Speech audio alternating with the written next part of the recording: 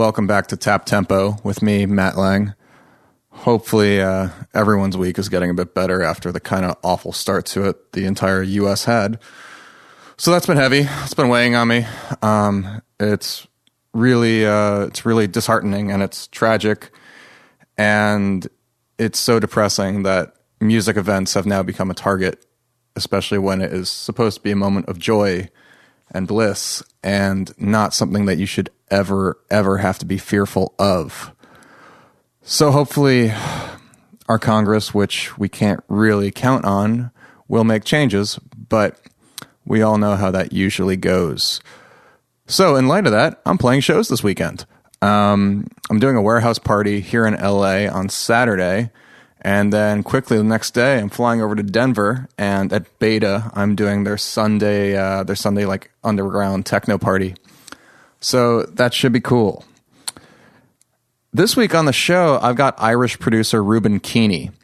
And I had never met Reuben before. About 9 years ago, he had asked me to do a remix for, he had a track called Futuro. It was on Dave Seaman's Audio Therapy label. It doesn't even exist anymore. And it's funny because at the time, he was only something like 16 years old, which is just insane to be releasing music on a label like that. But his story explains it, and he's got a really interesting background that has led him to do what he's doing today. And because of the show, he ended up actually reaching out saying that he was going to be in LA and wanted to come through. And I'm really glad he did. He's a really lovely guy. We had a really good talk. Definitely got political because, I mean, as you'll hear with Brexit about to happen, there is a lot of political unrest in Ireland, in the UK, in all of Europe, as we pretty much know right now. But we had a really good talk, and I'm glad he rolled through. So here's Reuben. Tell me more about your big knob. Yeah, so how's your big knob doing? Yeah, not too bad, man. It's sort of getting there, shrinking from time to time, but yeah, man. What's the main interface you're using? The main interface is Liquid Sapphire. Oh, the Focusrite? Yeah. Yeah. I used to have a Motu. Okay. And the thing blew every channel one by one. Which one? The 828 or something like that? I think it was 828. It was about 4 or 5 years ago. Yeah, big rack. Full Mac. Yeah. And because they're meant to be really good, they're supposed to be like the industry standard. Yeah. And every channel blew one by one to the extent where I only had 2 channels left. I was my God. And I actually rang Motu and I was like, all right, so do we, how do I send it back and how much is it going to cost to ship or whatever? And it ended up being like $400 to get it fixed. Yeah. It wasn't worth it. So I just bought the new Liquid Sapphire, and it's been working on Chairman, man. I've had it about 2 or 3 years, and nice. It's been working really well for me. So I do, like, most of the stuff I do is like mostly like vocal recording. So it's got like, nice liquid preamp, which is really cool. Okay. It's got one of those, so that's really nice. It's like the liquid mix. It's got like a little low cut, and then it's just got like really nice sound on it. Okay. So I use that, and then most of the rest is all like post production and stuff anyway. So it's just to get the sound in there, So right, it's good though. Are pretty much vocals the only thing you're doing outside the box right now? Vocals, and then the odd time I'd have somebody coming in playing like guitars and stuff. And I haven't really, to be honest, I've never really tracked drums that much. Yeah. In the past couple of years, maybe like 2 or 3 times. It's all in the box. Yeah. Even if I want to get like a real drum kit, I'll probably sample that as well. Right, yeah. It's just getting so easy to do that, man. The quality of the samples is just getting so good. And it is. I think rigging up a drum kit and having like 2 or 3 mics for just one kind of, say, for a boom and then another one for a high and stuff, and it's just too much effort, So yeah, sure. But you're never going to recapture the real vibe. But it's just I still think like when you do it yourself, it's definitely. It might not sound as clean, but I usually think it sounds better. Yeah, it's got a vibe to it. Yeah, there's only so much you can do with programming beats, and it's like it's never gonna have the same swing as a real proper drum kit and a drummer just going at it, So just the velocity and the feel, and you can spend hours getting it to sort of even anywhere near it. It's just not going to work, But I know they've got like a lot of drum replacement plugins. Yeah, where you can kind of replace the actual drum sound. Yep. I can't remember what plugin it was I used before. I have the Slate trigger. Could have been something like that. There's also like Drumagog. Yeah, Drumagog. I think that was the one I used, and that was pretty good. But yeah, it's just it's just really hard to replace a live musician. It goes for anything, really. It goes for a bass. I wouldn't even try to replicate the bass guitar. It's just a funky bass, man. You need to get somebody to play that stuff. Yeah, you know? Yeah. Certain instruments you can't sample. No, that's it, man. You can't do anything that's really plucked. Yeah. Guitars, forget about it. You cannot sample a guitar. Like, you can, but it's going to sound terrible. It's not going to be the same. I know that Native Instruments are doing a really good job at, like, you know, recreating the actual sound. But to play it and the kind of nice swing that comes with that, it's almost like some of the mistakes that comes with bass guitars and, you know, players doing it live. Sure, you just can't replicate that, man. It's just like, you know, even your fingers sliding across the string. Man, I mean, like, and you can find little clips and samples and try and put it all together, but it's not going to be the same. No, you're just wasting your time, you know. No. Yeah. Are you using a lot of live instruments these days? Not so much. Well, I mean, it's kind of, I guess it's half and half, because obviously I have my own kind of dance career. But I also, on the side, produce for other artists, you know, live musicians and stuff like that. So I'm kind of, not I wouldn't say I'm forced into that world, but a lot of the stuff I do would be that sort of vibe. So I guess it would be like half and half. With my own dance stuff, I wouldn't really use it that much. But if I was working with an actual artist, I definitely would be. So yeah. And then, so I mean, what brought you out to LA? Is it your own work, or is it work for other people? Mostly work for other people, this trip. Yeah. I was out here in February, and it was mostly my own stuff. Okay. The biggest part I love about LA, we spoke about it just before we flicked on, but it's just the fact that it's such a kind of bustling city, and it's just you're so much inspiration, even if you're not working with people. It's just the fact that you're in that vibe, if you know what I mean. Right. So I really like that, and it's just a nice place to come out every now and again, and I suppose the weather helps as well a little bit. Yes. Just a little bit. Especially coming from Ireland, where it's just every day. I actually got a Snapchat the other day from my girlfriend, and she was showing me the weather from outside, man, and it was bucket in the rain. Oh. It was the worst ever, and it's like, fuck, man, I have to go back to there in 2 weeks' time. You know? Did you feel the earthquake? No, I slept through it. Yeah. Oh, you were asleep early. Yeah, man. It was like 10 p.m. I know, dude. It's just, I've been getting up really early. I've been getting up at like 6 a.m. and then trying to get to the gym. There's like a little gym across the road from where I'm staying, and I try and at least try and stay somewhat healthy when I'm out here. Yeah, but, sure. So that kind of gets me up early, and I go to bed early. It's a nice routine to get into, but yeah. But no, I slept through it. Did you? I felt it. Yeah. Oh yeah. It was just a bump. Was it? It felt like to me. I was in North Hollywood actually at a friend's house. Yeah. And we were just sitting having dinner together, and just whoop. And then her roommate freaks out because she's never felt an earthquake before. Well, apparently it's very common here that they go off all the time, right? Yeah, I looked it up actually. We get 300 a year. Yeah, and it's just some of them are so small you don't really feel it. Most of them are. Yeah. I mean, the last time I really felt one was probably 4 years ago. Jeez. And that was a pretty big one. Yeah. That woke everybody up. Yeah. In the San Fernando Valley at like 6 o'clock in the morning, and your whole room was shaking, and like people were screaming. That was a weird one. Because I know LA's in for a big one at some stage. They've been saying that. Yeah, I mean, and then because Mexico happened yesterday, then they were saying that was crazy, man. That was oh my god, it's awful. It's terrible. I mean, like the whole world's falling apart right now. I know, man. Between tornadoes and earthquakes and all of it, and North Korea. Yeah, you know, I know. One way or another, the Earth's going to explode. Yeah. I know, man. Did you hear what Trump came out with yesterday about that whole North Korea? Mm-mm. He was doing some sort of a UN peacekeeping thing or whatever, and he more or less came out and said, if North Korea don't mind their own business, I'm going to destroy them. Basically. That sounds like Trump. Yeah, and I was like, oh shit, man, that's not the right thing to say. No. And there couldn't be anybody worse to try and keep the peace than him at the minute, man. I mean, I try and stay away from politics. It's not my place to say anything here. But man, you can just. Oh, I mean, since you're in California, you're in the right place. Mm. I mean, we are certainly the most liberal of any state, and we also have our own economy. Yeah, I mean, we have like the sixth biggest in the entire world. Like crazy. The rest of the country, not to mention like most of the world, is actually dependent on California in some capacity. That's nuts. I remember whenever he got elected first, they were trying to do the Collexit. Was that what it's called? Yeah, that's right. Same sort of thing as Brexit over in the UK. But I don't know if it's going to happen or not. But it's I know, man. It's just so fucking weird. The whole world's just gone fucking nuts. You know, it's insane. Everything's so like suddenly nationalistic, and it's frightening. Yeah. And I mean, because Ireland's pretty isolated. Mm-hmm. So do you feel it there? I feel it there. Not so much. I mean, we're going to feel Brexit more than anything. Right. Do you know much about that?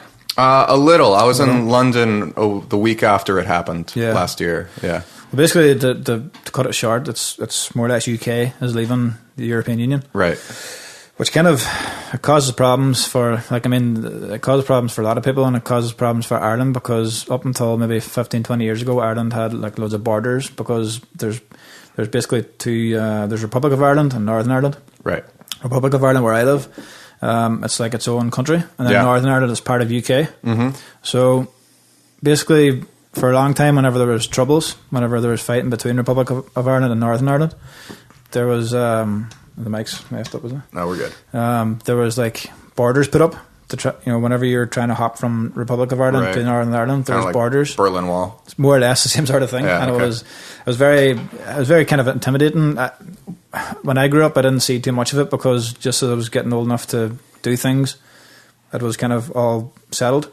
Right. But definitely in my dad's era, he would go 30 minutes down the road, and he would have to go through a border, and there'd be armed guards searching his car, open up his boot of the trunk, searching him, making sure that there's nothing, no bombs, no nothing like that, because it was really serious at one stage. Right. But that was all done away with, and now that Brexit is in place, they're thinking about putting up these borders again, which is a pain in the ass for everybody, man, because it creates bad vibes, and it's these fucking borders, and there's no need for them, and so that's going to directly affect me, I guess. And then apart from that, it's like it's affecting the UK, because the pound and the euro is kind of flopping up and down, and the pound is worth a lot less than it used to be because of this. Yep. So all in all, man, it's kind of it's not good times, I don't think. Jeez. Forgive my ignorance. Is the IRA still a thing out there? No, well, not really. I mean, but this is kind of ties into the whole borders being taken down and stuff. Yeah. There was like a peace treaty so many years ago where they more or less just decommissioned everything. Okay. And they, I mean, officially they're not there anymore, but they're still there. A little bit there. But, it's like how the Italian mob runs the garbage system in New York City. Yeah, sort of, but it's not even that. I wouldn't even be that official. It's more or less just, idiots going around saying that they're part of this thing, and they're just fucking kids, with nothing else to do, and and it's not so much there. But I can see with this, but with what's going on, I can see it forming very quickly again. Certainly, which would be really shit for everybody. I mean, look at us with our white supremacists over here. Man, that's nuts. I mean, nuts. Yeah, the shit we have going on thanks to Mr. Trump and his people. I mean, it's a fucking nightmare. I know, man. I don't really get to see too much of it. It's only really the stuff I read on the news. I mean, we only read it on the news too here. Yeah. Well, that's luckily. Yeah. Like imagine being in the middle of that shit, man. The only thing I see is, like, because I live on the east side of LA, because the Hispanic community is really strong over here. They're starting to deport people. Yeah. And so now I've seen like a lot of local news about like the father of four is jeez, getting sent away. Yeah.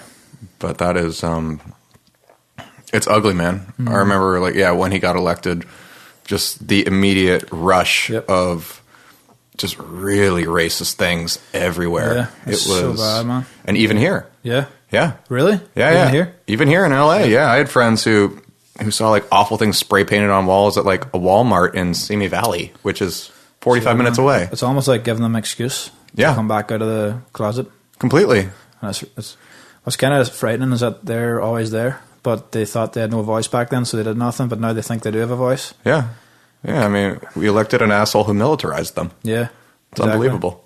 It's just ridiculous, man, because I kind of hear sort of mixed reports, obviously, the news, I read a lot on the news, and then my manager and my friends over here, they're all very anti-Trump as well, and for a reason, But because they're rational. Yeah, exactly. Yeah, they're not fucking idiots. Right. So, but it's just, man, it just doesn't seem like the right step forward. Mm-hmm. It's almost like going, 10 steps back again. Oh, completely. Like, yeah. Fuck it. Where do you go from here? You have to. Man, he's not even in a year yet. No. It's only been 9 months. And he's already pissed off most of the world. Yeah. It's just, it's unbelievable. There was a moment where, because I have like the New York Times on my phone. Yeah. And for a while, I think almost the first 6 months, every day there was a new like notification of some awful atrocity that he had done. And it was just. Have I ever seen some sort of meme? It was like the amount of headlines Barack Obama had versus the amount of headlines that Trump had. Yeah. And I think Trump outweighed it within the first 2 weeks. I have no doubt about that. Campaign. Yeah, something like that. I was like, oh, fuck. Well, because half the things were so ludicrous, they were unbelievable. I know, man. It's just, I don't know, man. What do you do? Well, let's step back then. So, how did you get introduced to the whole music production thing growing up in Ireland? For me, I started out as a DJ. So I started DJing really early when I was 12. Holy shit. Yeah. How old are you now? 25. Yeah. So, yeah, getting old, man. Yeah, so old. Yeah. But so I started when I was 12 and just it was through my dad actually. He used to DJ as well. But he always had these vinyl records floating around, and he had a set of Techniques 1210s. Yeah. And just kind of out of pure curiosity, I just whipped a vinyl on the 1210 one day, and I started doing the typical scratching thing when you're a 12-year-old, just fuck around and stuff and shooting the shit. But I did that, and eventually started kind of getting really into it. He had a small studio setup as well, and I always remember he had like a Korg Electribe. Yeah. And that was the first sort of beatmaker thing that I used to use just to create wacky rhythms and stuff, and I was really amazed. I was like, how does it? Oh, so this is how you do that, and that sort of sparked music for me. Okay. But at that time, it wasn't really that I was into dance music. I think I just kind of fell into dance music because I remember a couple of years before that, I really hated dance music. Yeah.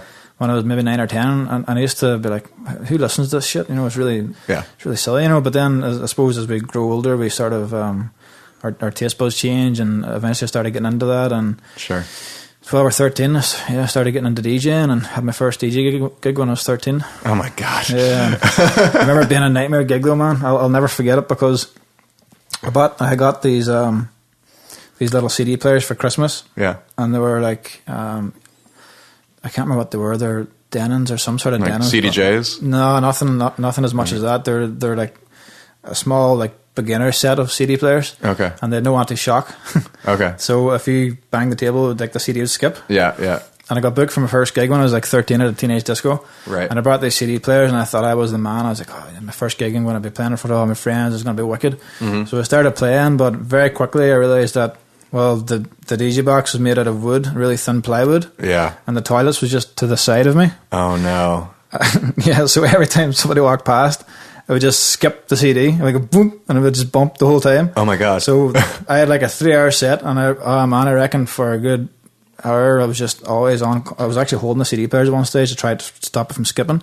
I was like, oh shit, man! So it was the worst experience ever. But I suppose if you can get past that, you can get through anything, I actually had that happen to me this past weekend. Yeah, really? Yeah, because I was playing in Chicago, and it was doing this like Dolby Atmos surround thing. They're supposed to be really good though, right? Yeah, it is. It's very new. So there are a lot of, let's call them features in the technology that they haven't figured out yet. Yeah. And one of them, they have their own proprietary software, but it's controlled off of CDJs. Okay. And the CDJs were getting bumped so hard in the club, it kept skipping. Shit. Yeah, so they have a sync function in there, which you don't really need at all because you can only play 2 tracks total at a time just because you actually have about 32 stems coming out at any given moment per track. Oh, I see. Yeah. So you can't have more than 2 decks. You can't do any time stretching. Yeah. It's just, playback. So does that mean that you have all the tracks that you're going to play, you have to have them run through the system first? Yeah. Oh, right. So basically what I did because I've been involved in this project for 2 years, and they have a studio in Burbank. And so I've just gone to their Atmos studio, and I've brought stems of existing work of mine. Then I've basically remixed them into the Atmos format. Have they done that in London before? Yeah, they have it at Ministry. Yeah, there's a friend of mine, Mark Radford. Yeah, I think we share the same studio over in London. Okay, and I remember the first time we worked together, he was saying that he had just done a similar gig. Yeah, and I remember him saying it was a real pain in the ass because I could only play a certain amount of songs because they had to be run through a system, and you had to go to the studio to get them all tweaked and stuff. Yep. But yeah, that was maybe a year and a half ago. Yeah. So they've been testing that for a while. Then obviously it's not a new thing. Well, relatively new, I guess. It's relatively new. Yeah. I mean, it launched at Ministry a year and a half ago. Yeah. And that's why I was in London a year and ago, was to do that at Ministry. I wonder maybe you were at that gig then. Was it Audio Rehab? Was that the name of the club? No, maybe not. No, it was in the box at Ministry of Sound. It was just Dolby Atmos night, and it was me and Matzo both doing it. Sick, man. And and it was really early in the project, to the point of where my Dolby tech John, who was behind me, like every time something was breaking, I'm like, "Fuck, help me!" It came down to like kicking the computer, hoping it would kick back in. Yeah. And it worked, like we got through it. The crowd didn't know. Yeah. But Shit. But I mean, I was just like sweating bullets the entire time. And then Matt came on. And after 2 songs, was like, fuck this. And just went straight to a stereo system. Really? Yeah. Fuck. It's just no patience. I know, man. Matt's a cool guy, though. You know him? Well, I supported him twice. Sweet. Different gigs, but... Yeah, he lives like 10 minutes away from me. Really? Yeah. Oh, wow. I don't really know him that well. I just supported him a couple of times, and I always liked his music. I watched him on Pensato's Place recently. Yeah, you're in that too, right? Yeah. Yeah, man, sick. Yeah. I'm a big fan of Pensato's Place. Yeah, but, those guys are awesome. Yeah, but he's a really good DJ. It was, I think it was 2010 or 2011 whenever I supported him. It was funny because I played along with him twice in like the space of 6 months. Okay. And both times it just happened by accident. Right. It wasn't like we organised or anything. It was just whatever the way the gigs fell. But yeah, sure. Really good DJ, really talented. Yeah. You know, the music he obviously is A1. You know, so yeah. But what's he up to now? You still doing stuff? Yeah, he's just doing him. Yeah. Matt's his own person. Yeah. You know, no one's going to tell Matt what to do. That's great. Yeah. And he's pretty reclusive. You know, he just stays in his house.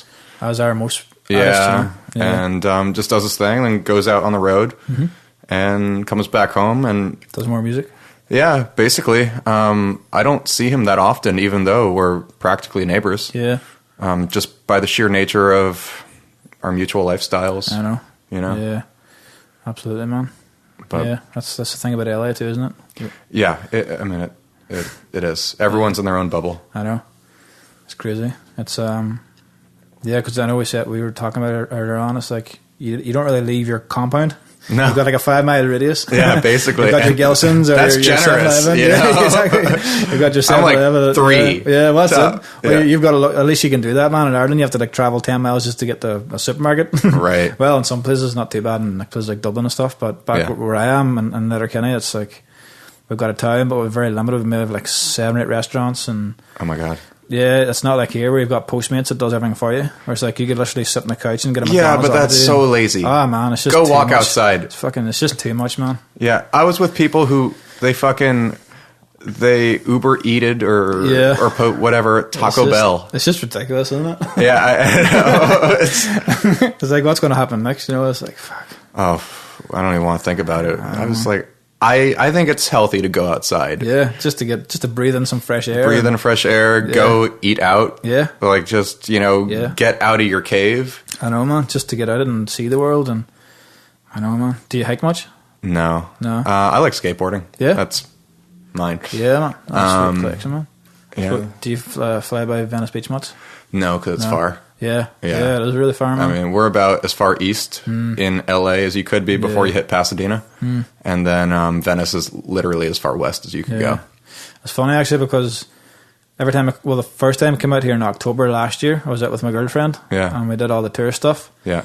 And then February came out again, but it's funny because when I talk to just people I know here, it's like, fuck, you've done more than we've done, and we're here about 5 years. Yeah. And it's just because I love going out and doing stuff, and I love Griffith Park, and I like Griffith. Place, and I named a track after Griffith Park a few years ago. Yeah, sick. Yeah. It's the Trails Cafe is always pretty cool. Afterwards, nice reward. And then you've got the Runyon, which I've never done Runyon. It's all right, man. It's like it's like the celebrity hike, I guess you could call it. Really? It's like that's where you'll see all the celebrities and all that shit. It's not really for me, man. I'd rather Griffith Park where you just chill out and go at your own pace and not look at like 50 bodybuilders walking past you. And it's like, no, it's not I feel like I should go just for the spectacle at some point. Yeah, I mean it's cool. I'm not going to go by myself. No, like that just sounds awful to me. I know.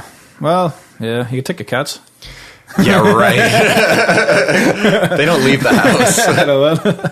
Yeah, jeez. No, I wouldn't do it. I love Venice, though. Venice is actually my favorite part of LA. Yeah? Yeah. Venice. And what do you think of Santa Monica? Too rich. Yeah. Not enough character. It's too whitewashed. I like Venice because it's gritty. It's gritty? Yeah, for sure. Yeah, man. I mean, like, I grew up in New York, so it reminds me kind of like of New York in the 80s. Nice. Except on the beach with perfect weather. Yeah. I know, man. So, one day I'd love to live there. But it's ungodly expensive. There's a guy that I know that lives out there. He's a dance DJ. Reed Stefan. Have you heard of that guy? Yeah, actually. Yeah, Reed. I worked with him last time I was out in February. Really nice guy. He's Reed's cool, man. He lives He lives in Venice Beach. Okay. But I always remember being a fucking bitch, man, because the sessions I would do with him would be after another session, and then you'd try to get there like 6 or 7 p.m. Oh, good luck. The traffic just... It'll take you 2 hours. Yeah, and then you get there like 8 or so, and you work till whatever, 12 or whatever, and then... And even at like midnight there's traffic. Yeah. That's what I find ridiculous. How could there be traffic at midnight? The only time there isn't is 4 o'clock in the morning. Man, it's like, what the fuck? Where do you guys be going? There's so many. That's it, yeah. Population... I mean, California has a bigger population than all of Canada. Shit. Yeah. All of it. I mean, it's insane. That's ridiculous, man. There are so many people here. And that's the beauty of it also. Yeah. Because if there's if there's ever one person you don't want to ever see ever again, you probably won't. Yeah, exactly. So, that works out pretty well. I know, man. Yeah, that's a good point. But yeah, it's nuts, man. But yeah, let's go back to, so you do your first DJ gig, age 13. Yep. How'd you get into the production? Production started, I always tell a story because the production started when I was like maybe 14, 15. Okay. Yeah. It was kind of before the YouTube days, really. It was just, I think YouTube started when I was like 16 or 17. So at that time, I was still figuring it myself. Yeah. And I remember I used Fruity Loops. Yeah. That's what I started off on. Yeah. Like as most people do. Yeah. And I started making beats, and they're god awful. I probably actually have them somewhere. Nice. But I started that, but the reason I started making music wasn't really to get other people to play it. It was because I didn't want anybody else to play the stuff I have in clubs. Okay. So I thought, if I make my own music, then nobody can have that. Right. Because I did it myself. Right. It's your own special. Yeah. Yeah. That's why I made music. Yeah. And I just done that for a couple of years and started eventually making like mashups and stuff like that. But and that's how the music career really started for me. And I suppose my first sort of breakthrough when I was maybe 15 or 16. Yeah. There was a British DJ called Steve Mack. Okay. From Brighton. Really cool guy. Used to be in the Geo Rhythm Masters. Have you ever heard of them before? No, I know who Steve Mack is. Yeah. But yeah.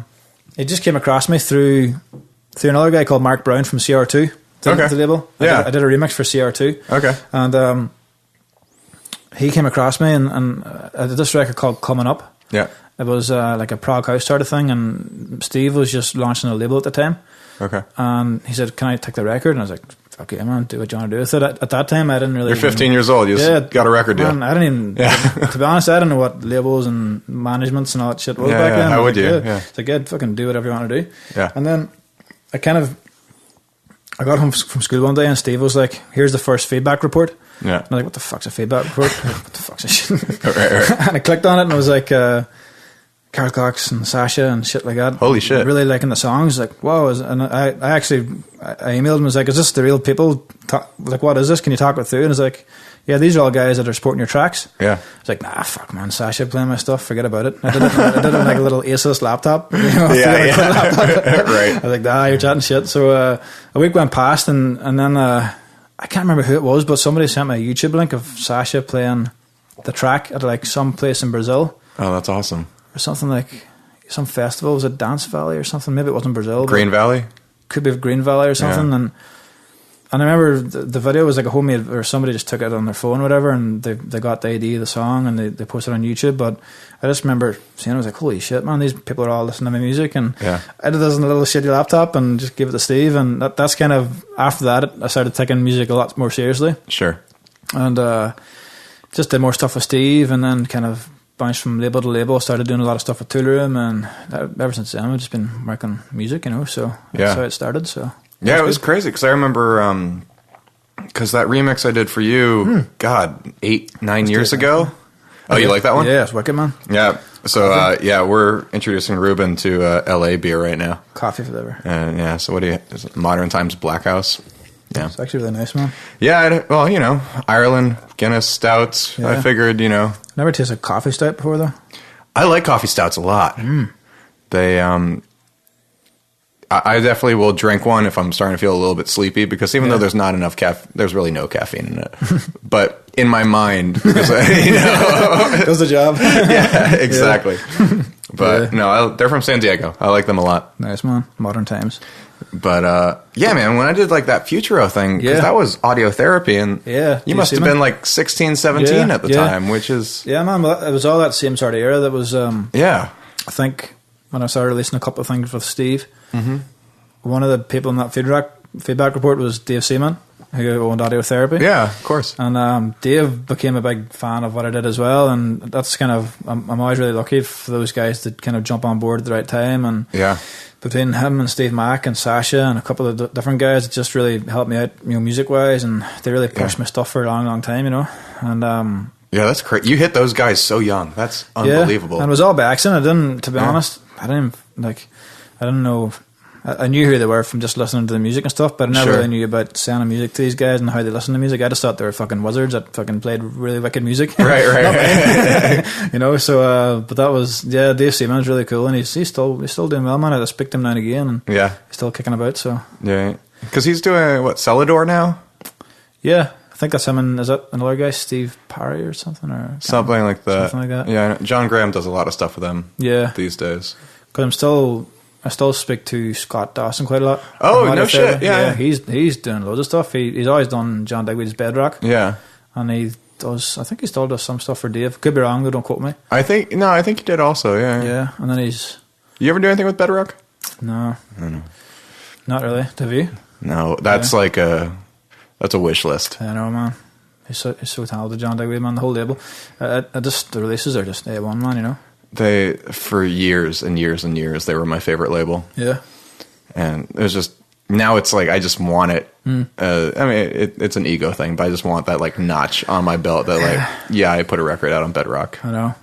There's this YouTube video, man. I did this like bootleg of Basement Jaxx. Yeah. Called Where's Your Head At? You know, the classic track I did a remix and put it out as a free download.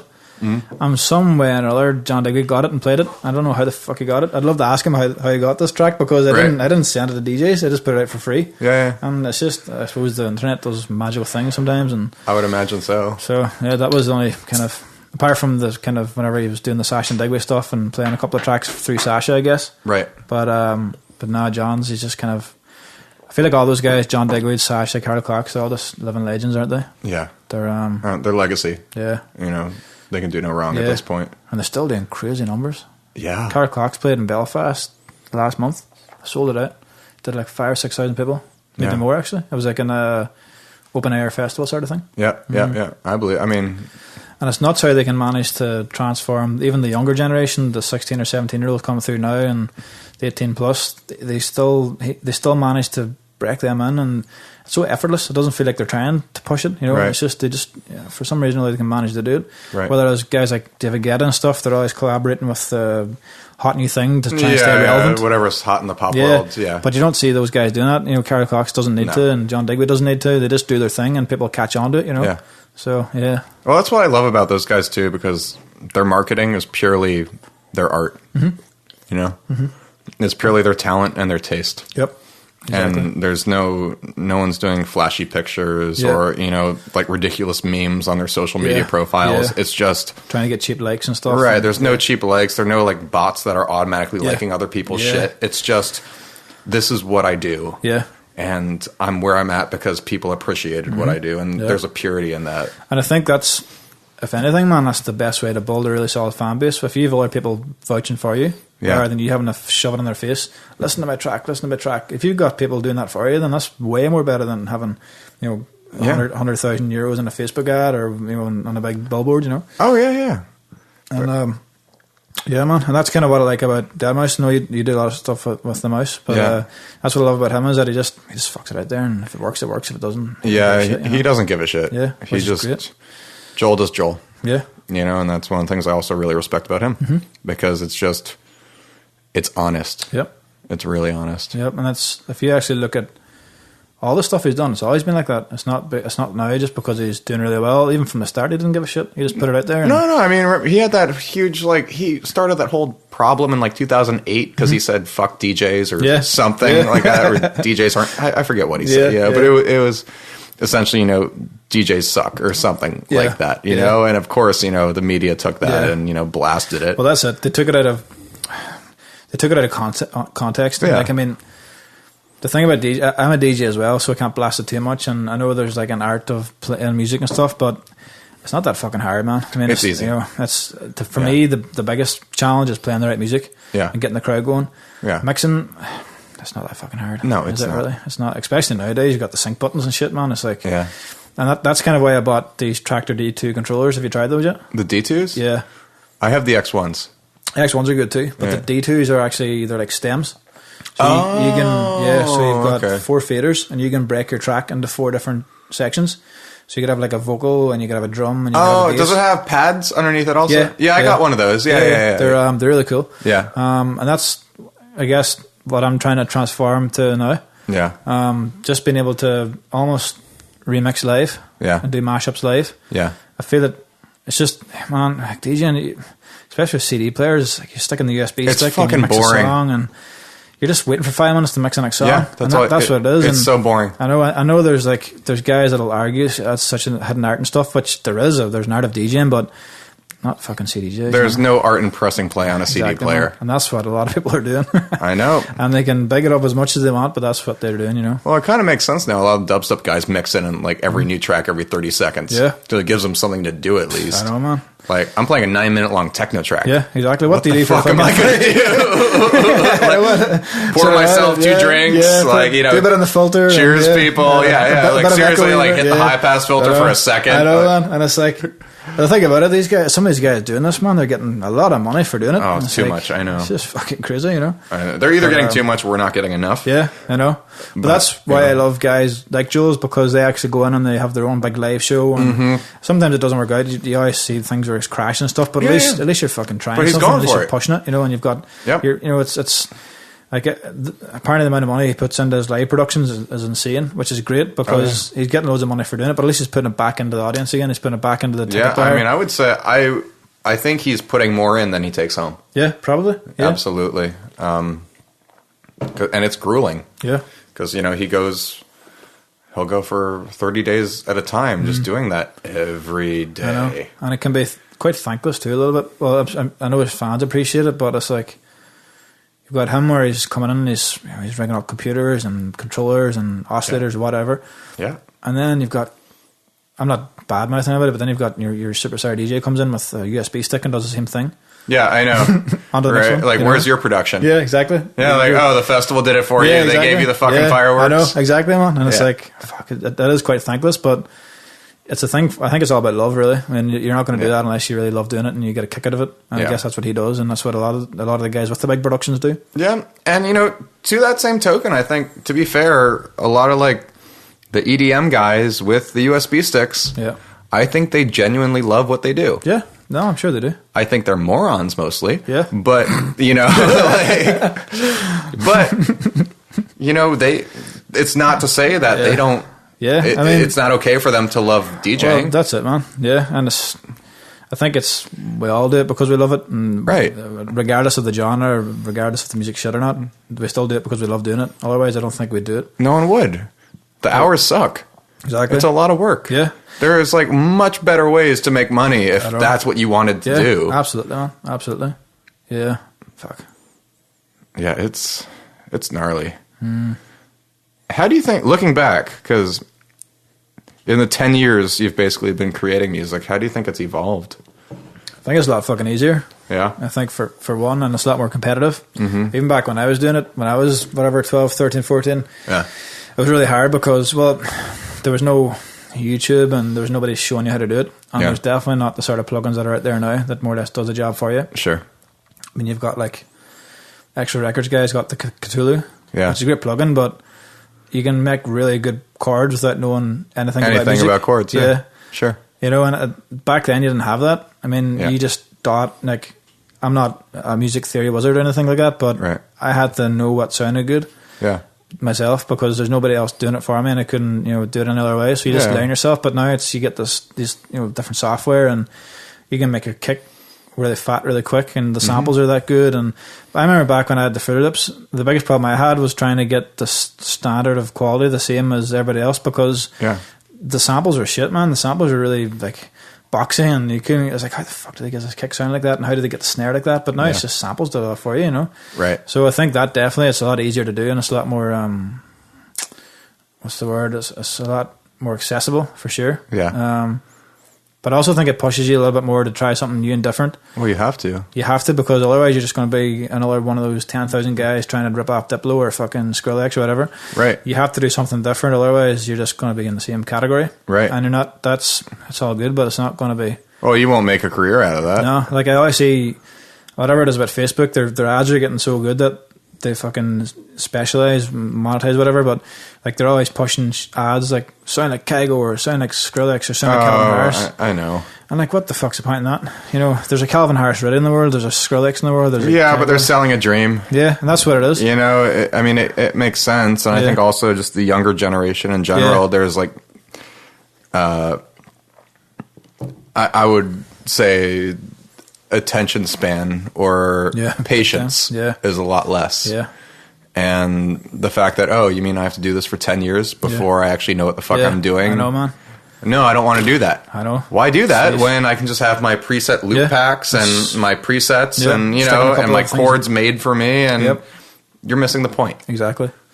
And I think that's part of it as well, is that they're missing the steps where you go from really, really shit to not so shit. Yeah. And you get good and then you get really good. Yeah. And they're missing them steps. They're just trying to jump from beginner to pro overnight. Yeah. Yeah, right away. And there's very, very, like that doesn't happen, man. I mean, and I think the sort of guys that they're looking up to is, you know, like say whatever Martin Garrix and Kygos, which they're good at what they do, but they're flukes. That doesn't happen very often. I mean, it's very, very rarely do you see a guy just overnight becoming a success and managing to keep it like that. I mean, you're going to get the YouTube, you know, song where it's just going to blow up overnight or on a remix or a bootleg or whatever. But if you like, most of those guys never make it past that. No, you know, and it's just to build a solid foundation. You have to just go through the trial and the process, build it up naturally. But I think before anything, man, you just need to have your own sound and just kind of push that. You know. Yeah. Yeah. That's entirely how I prescribe to it. Yeah. How do you find it in the past couple of years? My music's evolved differently. I'm doing less, you know, club music than I was before. I'm doing a lot more like rock and industrial. Yeah, sick. Yeah, I mean, that's where my heart lies. I'm still, of course, making club music because, you know, I'm DJing and doing that, and I just mastered a new EP today, and hopefully, you know, find somewhere to sign that. And but mostly, I think I got back to playing real instruments a lot more. Yeah.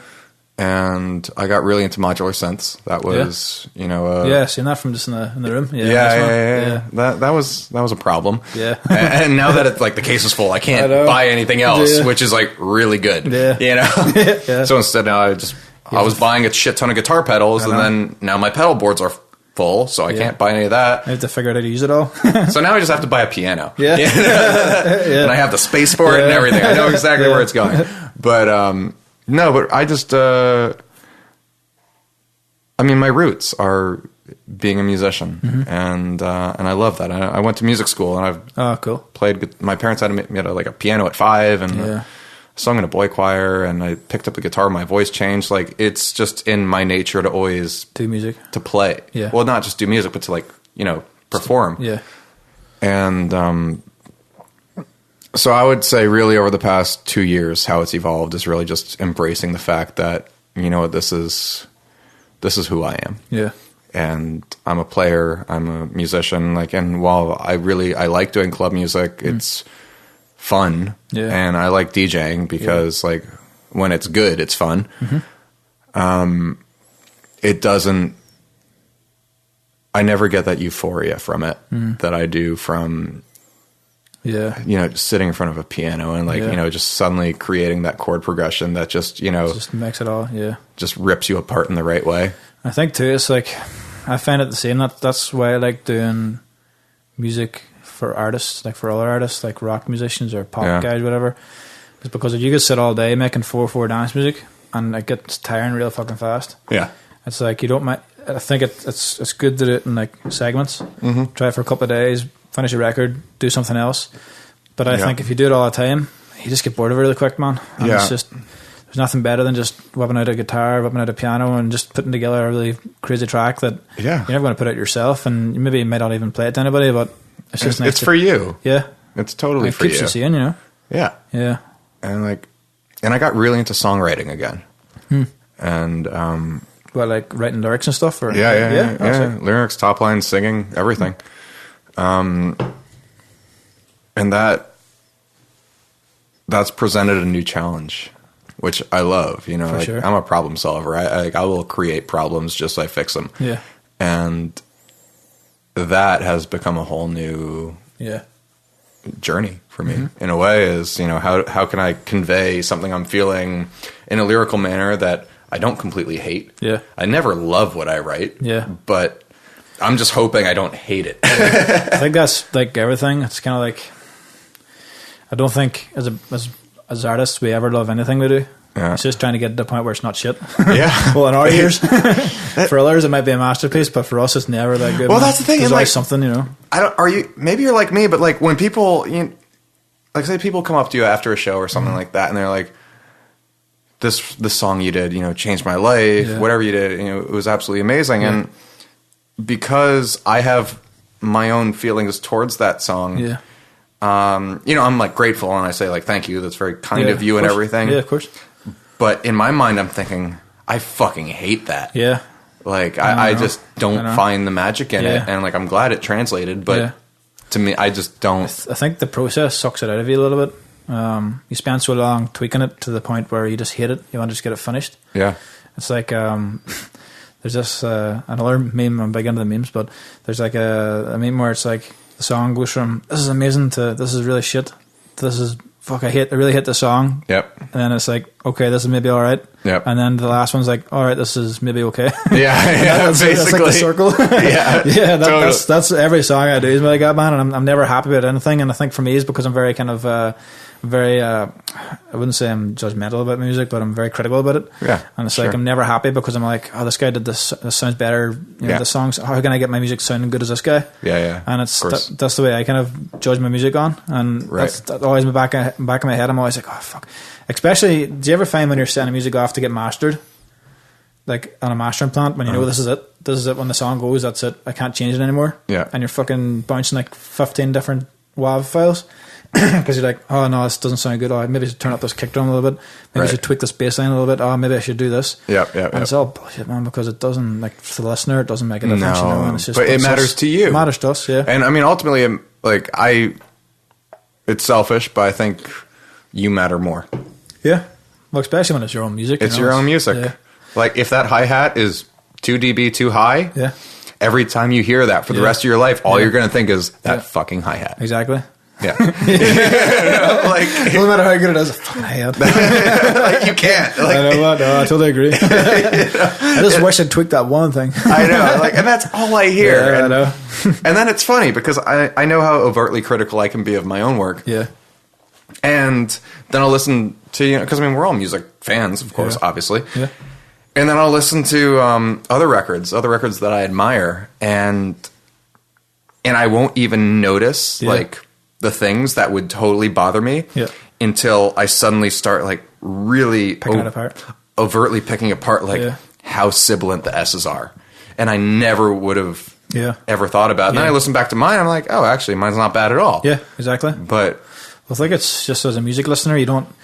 I can't remember who said it, but I remember hearing it before, where the music listener, the guy was saying the music listener doesn't know why they like a song or why they don't like a song. Mm-hmm. They just know if they like it or not. Right. They're not liking a song because the hi-hat's a certain level or the clap sounds nice, whatever. It's just the feeling that you get, and that's what we as artists and producers are supposed to do, is kind of convey a feeling, you know, and that's what it's all about. And it's just getting to that stage, and 90% of guys don't care, you know, if your hi-hat's too loud or your claps are too low or your bass lines, whatever, as long as it feels good. And that's the biggest part, I think.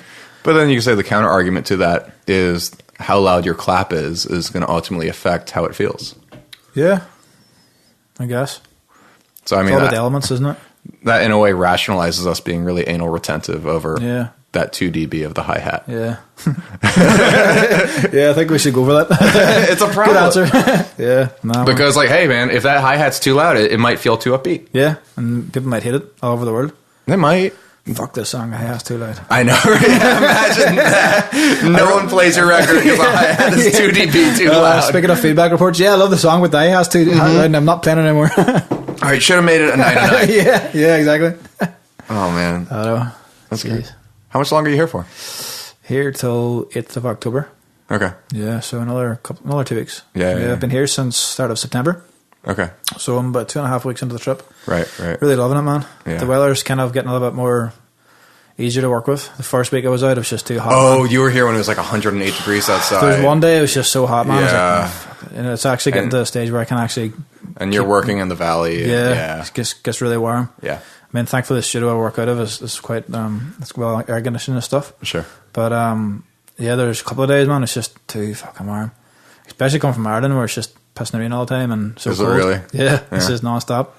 But it's kind of getting more manageable now. I could actually wear a jacket tonight, even though I was sweating in it coming over. Yeah. You're just celebrating the fact you can wear it. Well, I bought it before I came out here, man. I was like, I'm going to have to wear this jacket at least sometime. Yeah. And I thought now's the time to do it, so yeah. Yeah. No, you came at the hottest time of the year. Yeah. It's starting to cool down a little bit though now, isn't it? Yeah. Well, I mean... It was overcast for a couple of days. Yeah, that's right, actually. Like 2 days ago, it was pretty cold. Yeah.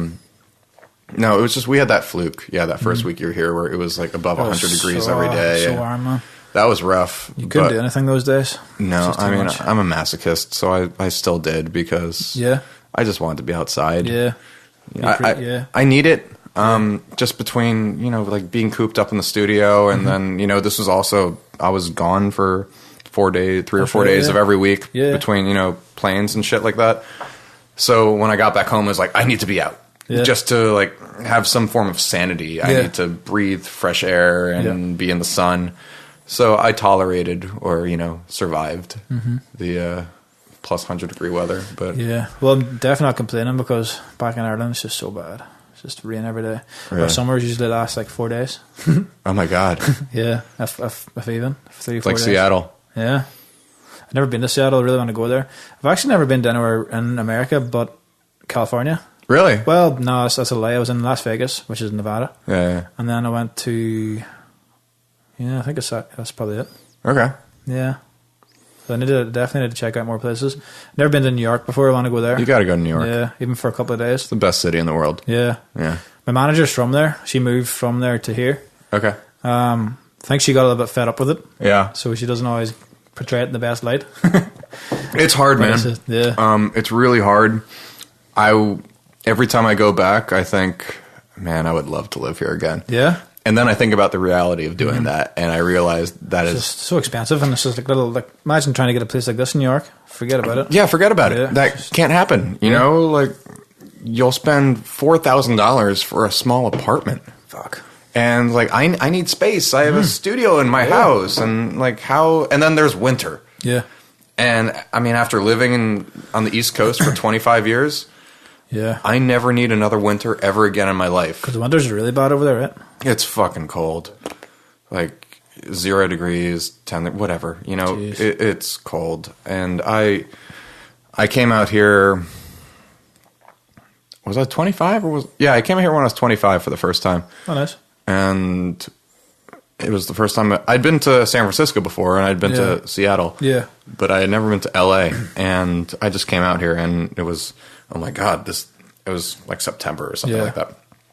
The weather's amazing. Like there's water right here. There are hills. It's beautiful. Trees. Yeah. Everyone's a musician or an artist of some kind. I have to move here. And so then I go back to New York and I freeze my ass off. and then I got a publishing deal and I just took the advance money and moved. Yeah. And that was a smart move, man. 5.5 years ago. Yeah. Well, it looks like it did well for you. Yeah. Really cool place. It's good. Yeah. It's, it's been a learning experience. Yeah. For sure. I'm happy here. Yeah. But it's been a trip. Yeah, it feels like it's definitely, I know I was speaking about it before we went on air, but I'm thinking of moving here as well. Yeah. And it's like, it just seems to be the epicenter of music at the minute. It is. Yeah. Like even all the UK guys are moving here. I mean, you've got Pete Tong and Chris Lake lives out here. Yeah, he's here. Eric Prydz, who's Swedish obviously, but he lives out here. And even for the dance culture, I know that's very like pop oriented out here. Mm-hmm. But even the dance culture is starting to move out here a lot. I feel. And I think now that America's embracing dance music a lot more. it's the right time to do it. Because for so long it was always UK and that was where everything originated. Right. Now it's starting, like there's guys popping up all over America, creating their own little trends, like Dirty Bird and stuff. Oh yeah, that's wicked. And that's entirely San Francisco. Yeah, that's wicked, man. That's so good. Like, it's cool. Yeah, there's a friend of mine, Walt Clark. Yeah, he's on that Dirty Bird crew. Yeah.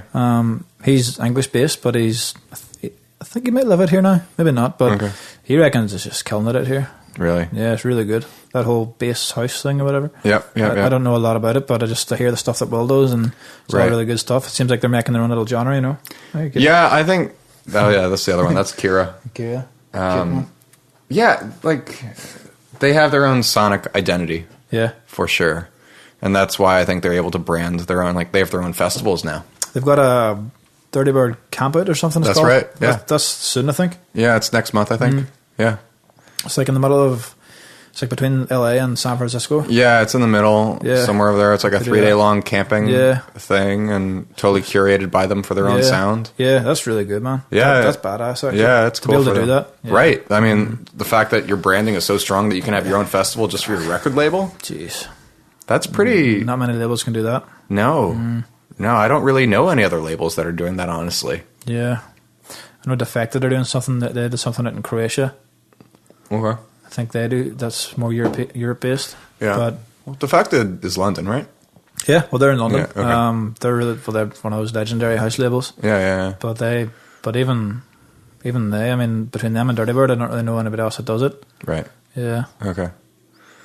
Yeah, I don't know. Like, Mousetrap has started doing a lot of like Mousetrap branded shows. Man, just on the way over here, I was checking out your Twitter, man. I seen you were playing last night. I was like, fuck, if I knew that, I would have popped by. Shit, I should have let you know. It was it's just, I was fried. I know. You know, like I got back and it was one of those things like, it's a space yacht. It's like a pretty hipster LA party. Was it a good gig? It ended up being the best gig I've played in a year. Sick, man. Nice. Like that was the irony of it. Yeah. Like, you know, it's a free gig. Yeah. Like, sick. I mean, like, no one gets paid when you play it. Yeah. And the irony was, it was the best gig I've had. That's so good. You know, but it was like packed, like line around the block. And really? And I mean, I had the peak slot, so I was. Fair play. Did you record the set? No. Shit. No. Next time. I went to the only club I've been to here, which is surprising considering I'm a DJ, but I was at the Exchange nightclub. For Eric Merlot. Yeah. I think that was 2 weeks ago. Yeah. That was really good. It's a nice club. Yeah. It's very commercial. Yeah. But, that's what I found. Yeah. So that's it, man. I mean, the clubs I play in Ireland, they're really like underground and grungy, and there's no like champagne and shit like that over there. It's I actually run my own sort of house brand called Outhouse. Okay. In my own hometown. Yeah. And we do these parties, and like we don't even advertise it. We don't even put it up on Facebook or nothing. We just send a text to people, and they just find it themselves. Oh wow. Yeah, we do that. We've done it for about 2 years. Yeah. And they're never in glorious venues. They're always in the kind of dirty nightclubs, or it's always really limited capacity, 200 or 300 people sort of thing. And you fill it up? Yeah. Just by text message? Yeah. It's actually nuts, man, because we never really, it was always just like a thing where we wanted our friends to come along. We never really, there's no marketing behind everything. Right. It's like, it's the underground DIY. We're having a party. Yeah, we very rarely do flyers, man. I mean, it depends if it's a big nightclub gig or like a DJ, we might do something, but in the main, man, we just do our thing, and people show up, and it's just good fun, and there's no pressure. No pressure, yeah. Because if there's 20 people there, I'll be happy. If there's 200 people there, I'll be more happy. But there's no. It's a free thing as well, so it's kind of like the Mousetrap gig. It's just you show up, but the gigs are like everybody's so into it. They're into the music, and it's not like the champagne poppers and stuff. There's no glam. Yeah, they're not there. So it's just the people really into music and just ready for it. That's the best crowd. Yeah, I think so. Yeah, especially for DJs like us, Yeah, totally. Just honestly, no one wants to see a fucking champagne bottle going by with sparklers in it. AKA to Steve Aoki. He wants a cake. Like, put the sparklers in the cake, but like it's distracting. Yeah. It takes away the environment. I know, man. Because for me, like I always grew up listening to guys. Goes back to the DJ days. Yeah. When I was younger, it was always Sasha, Carl Cox, and stuff. And even Tiesto back then, he was really like whatever. But now he was back then. He was the trance master. He was one of the main inspirations, even for me growing up. Mm-hmm. But you always seen them in these videos, and they wouldn't be playing to these clubs with champagne bottles everywhere. Yeah. They're sweaty nightclubs, and they're really dark and dim lit nightclubs, and that's what I kind of grew up listening to and watching and going to. Yeah. So this whole kind of Vegas champagne bottle shit, man, that's kind of like it's all new to me, and it's, to be honest, it didn't really happen until America started doing it. No, it didn't. No, that's America's gift to the world. I know, and I don't know if it's any good, man, because even Ibiza, like I went to Ibiza every year for the past 9 years. Yeah. This year's the first year I didn't go out. Really? And last year, I was kind of like, I don't know if I really enjoy it there anymore. Yeah. I stopped going to Miami. Yeah. Probably the same reason. Same reason, yeah. Like the Space nightclub's not there anymore in Ibiza, which is a shame. Right. That is such a shame, because that was the main place. That was still exists in Miami. Yeah, does it? Yep. Yeah, there you go. Yep. And even the nightclubs there now, your Amnesias and stuff like that. Like fucking Paris Hilton has got a residency there. Right. Yeah, and she's getting paid, what, like $1.5 million an hour? That is ridiculous. Which is like... And she's not even DJing. She's not. Yeah. Do you remember like the video where, the guy popped out from underneath the deck and like, mixed do you know who that guy is? Do you know DJ Ando? You know him? Yeah. We went to school together. Yeah. Well, I know Ando because whenever I was coming out here first, I was hoping to move out earlier than I was. Yeah. And he was going to lease me his place. Yeah. It didn't work out, but I remember my friend Palamojo, who's also in that whole DJ thing. Right. He's really close with Ando. Yeah. And he was like, oh yeah, and he taught Paris Hilton how to DJ and stuff. And I was like, oh, fuck cool. I know Ando's really talented. I know Mike. Yeah. He went on tour with Pete Tong and all those guys, but it's just, it's funny, man. Yeah. I mean, he's funny. Like, we were in school together for 4 years. Really? He lives in Hollywood now. Yeah. But he was another one. Like, we would never see each other in LA. We'd just see each other in like New York or Vegas or always at a festival or something random like that. I know, man. It's But yeah, he taught Paris Hilton how to DJ, which is really funny. I know, man. I wonder, does he get much stick for that? Probably a little bit. I don't know. Well, maybe not. But you know what's crazy? So he's on the polar opposite side too, because he's also Nicole Moudaber's tour manager. Yeah. So he's everywhere, and like he's legit. I mean, he toured with Dubfire for years. Traveled the world with him. Yeah, for sure. And then also did Paris Hilton. So he's just good. Just embrace it, man. Yeah, even he's good. Yeah. When we were in college together, like his senior thesis, he basically created Mixed in Key before Mixed in Key existed. Shit. And that's what. And that he got hired by Native Instruments after that. Really? Because of that, because he created a mixed in key kind of thing for Traktor at the time. He's a genius, really. Yeah, well, with it, he's like he is a consummate DJ. Yeah. Because I remember when I started using Traktor for this first time. Yeah. I used to have this Traktor settings bank. It was like DJ Ando's Traktor. Mm-hmm. But I didn't really know who he was back then. It was my friend Paolo that sent me it. It was just a TSI file. Yeah. And I was like, who the fuck's this DJ Endo guy? And then eventually I found out that's who it was that programmed it. I was like, so that's who that guy is. I've been using his bank for like the past 3 years. That's really funny. He saved me a lot of headaches, man, configuring fucking Traktor files and all this mapping and stuff. Oh yeah. So that's, I've got him to thank for that. Are you all Traktor now when you're DJing? No. Well, see, for a while I started developing this Ableton Live show. Okay. And I really wanted to get into it, and I really spent a lot of time into it. Yeah. But I think what spoiled it is that I started DJing first. Right. And with this Ableton setup, maybe I set it up wrong, but the way I did it, I was very limited to what I could do. Sure. So I could only play one song after another. It was like a set list. Right. Which for me is fine, but I just didn't get the same feeling as being able to like go through 1,000 tracks and dropping in a track here that I might not have played for 6 months. Right. Or like come across a track, that's really cool, just try that one. Yeah.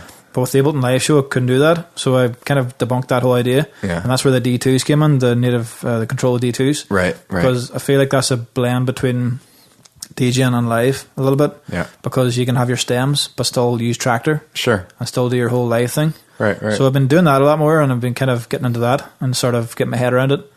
But I want to try and incorporate more live, not really live instruments, but more kind of synths into my gigs, and a little bit, just not your typical CDJ set, man. Right. I still use CDJs when it's just a gig, Yeah. just for the sake of not having to wire up shit everywhere. Right. But and the main, if I was doing my own shows, I'd like to start incorporating some kind of, maybe like 909s and stuff like that in there, just to kind of make it a little bit different, That makes sense. What about you?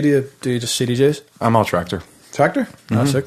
Do you hook them up to CDJs or just completely Traktor? No. So like I have this Rode case, and inside the Rode, it's 2X1s, native Audio 10 or whatever. Yeah. It's like, they don't make it anymore, but it was, the 4-channel DJ interface. And then I bring also a machine with me.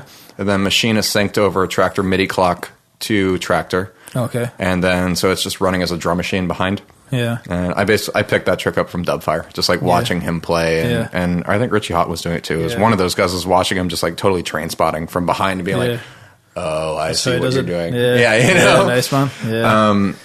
And so that's basically it. And then I mixed through an Allen and Heath 92. Yeah. And just because I always, I used Ableton for years, and that's like for DJing, and ultimately like what you were saying. Yeah. That's why I got so bored with it. Yeah. And then I just end up drinking a lot because it was something to do. And it's just, I mean, I can understand why people do it because, I mean, especially if they've got like a full live show where they've got lights going off at certain moments or like triggers and stuff, then that's a whole different beast. Sure. But that's a different kind of show. Yeah, but when you're just playing a club and you're like just pressing play and doing like, it's no different to having sync button in the CDJs, really. You're not doing any real different because you could press play and leave it for an hour. Right. And really it's not going to do anything. I mean, you're going to drop in samples here and there and stuff, but you're still very, very limited and you can't just drop in the song here and there and try something new, and it gets a little bit boring, doesn't it? I'm totally bored by it. Yeah. That's why I switched to Tractor. Yeah. Because it made me feel improvisational again. Mm-hmm. And just like, even because I loop a lot. Yeah. And the way I have it always wired up is 3 channels of Tractor are going into 1, 2, and 3 of the 92, and then channel 4 is machine. Yeah. And so at least there's something coming out of machine, just like maybe even just like an upbeat hi-hat or something like that. But it's just something just to keep something going. Keep the groove going. And then I'm always looping, usually the outros of the tracks before. And then, because the 92 has a 4-band EQ, you can be pretty surgical about, maybe I just want the high mids of this one track, and it might be just like that one tone. Yeah. And because I always have Tractor organized by key, so I'm just looking purely at it like I'm looking at music, where it's like, okay, this track's in C minor, this is an F minor, and I know that if I play the next track in G minor, the F minor, like, just has that one tone that's just enough, is going to work, because it's going to be the minor 7th. Like, okay. I just look at it. And that way, and so that's why I do everything the way I do, because it allows me to basically like mix like a musician and then recontextualize songs that I'm playing by adding other things that are actually enharmonic to whatever the next track is, and you can kind of transform it that way. Well, I think the fact that we are musicians is good to be able to do that, and it's kind of set yourself apart from the normal DJ that's just playing one track after another. Yeah, you have to. Yeah. Because they're a dime a dozen. Yeah, exactly. And they're all playing the same tracks, Oh my God, I know. It's all the same. I know. I mean, I remember even like 6 years ago, like the first, maybe longer than that. God, I don't know. Like the first big Swedish House Mafia track when it came out with like 1, where it had like the kick drum that turned into the tone by looping it. Yeah. And I just remember I was in New York, and I went to the Electric Zoo Festival. Yeah. And at any given moment, any stage you went to, someone was playing it. Yeah, man. That's what kind of I don't get about the EDM guys, is that like they're playing, like, say, I don't know, I'm not going to name names, but they're playing to like 40 or 50,000 people, and they're all playing the exact same 12 tracks. Yeah. Like, you've got such a fucking big number of people in front of you. Why don't you try something different? What differentiates you from the guy before you? Exactly, because like I remember I sat up maybe like a couple of years ago listening to or watching the Ultra Festival, maybe like 2 or 3 years ago. Yeah, sure. And one set after another, they're all playing the same tracks. And maybe like they might use a vocal out of one track and mash into another, but and this, it was all the same. And most of them are pre-mixed anyway. Yeah. They're not even DJing. I know. Yeah. It's like, why? And then Joel went out and played death metal. I know. Fucking badass, man. Yeah. It was, what the fuck's this techno, man? That, or it was the... where's the drop? The old McDonald Animals. You remember that one? That was fucking legendary, man. Oh, he was the best troll. I wouldn't have the balls to do that, man, to be honest. I wish I could, but I just don't. But you get to a level where it's like the fuck levels get really low. I think you can pull it off if do you want it? Yeah. Okay. Oh, good. You get to sample a Beechwood beer you haven't had. Nice. I actually like this one more than the this one's brand new, the Independent IPA. Oh, they're all different flavors? Oh, it's just different kinds of IPAs. Yeah. The Amalgamator, I think, was like this was good. Yeah, I really like that one. I think this is the first one they started bottling, and then they just started. I just saw this at the store last week, so I picked it up. The Independent, And they're just solid. Nice. Yeah, really good beer. So happy to expand your beer horizons. I'll have to return the favor next time I come out here. We've got a really good beer back home. It's called Kinniger beer. Okay. It's like that craft beer stuff. Yeah. It's like one of those, but they've got like different flavors as well. They've got like a Scraggy Bay and different pale ales and stuff. Next time I'm out here, I'll buy you a couple. Sweet. Bring them out. Yeah.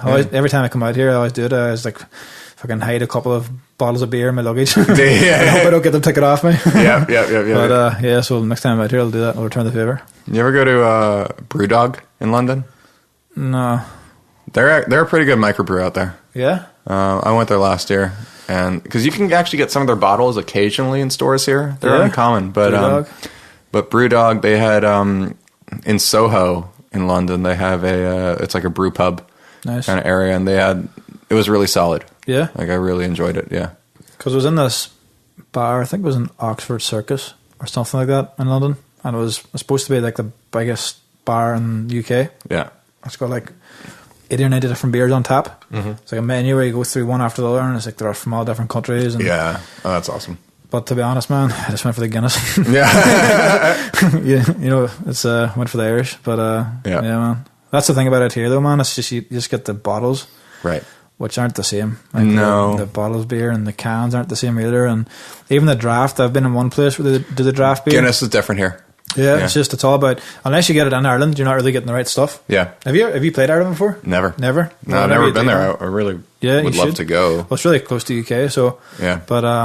But yeah, apparently the beer in Ireland, or the stout Guinness, in Ireland, the Guinness is just, you can't get anywhere else. Yeah. It's something about that's being transported or whatever. But have you ever seen how Guinness is made? Vague. I mean, I know, not visually. Yeah, it's like they pour it 3/4 of the way down, and then they let it sit for like a minute or two. Yeah. But then they pour it the other way. Right. Because it's like some sort of nitric oxide that goes in it to change it. Yeah. Do something. I don't know the maths behind it. It was actually in the Guinness Brewery warehouse in Dublin before.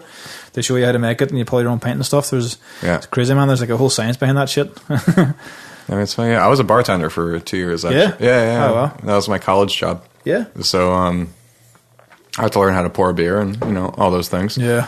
But we didn't have double-sided taps. Yeah. You just, you would pour the Guinness, you get it up 3/4 of the way, and then you sit for 2 minutes. And then pour it again. And then you pour it again. But it wasn't like, the nitrogen is going to be different. Some sort of nitrogen that you pour it the opposite way, and then it releases some sort of thing. But apparently you can only get that in Ireland. Right.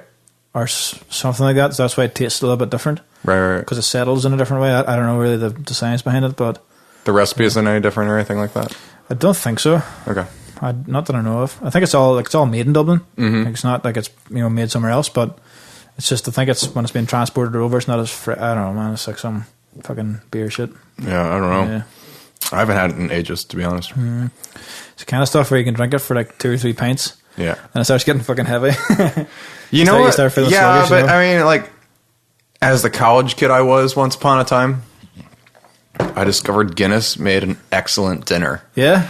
Yeah, there's loads of calories in it, man. Yeah. No, it's less calories than a Budweiser. Really? Yeah. Oh, shit. Yeah. Guinness is really low calorie, actually. Really? It's shocking. Fuck, I thought it was really high calorie. No, it's heavy, but it's really low heavy, calorie. Yeah. Shit, there you go. It's very low calorie. That's the thing that's so amazing about it. Wow.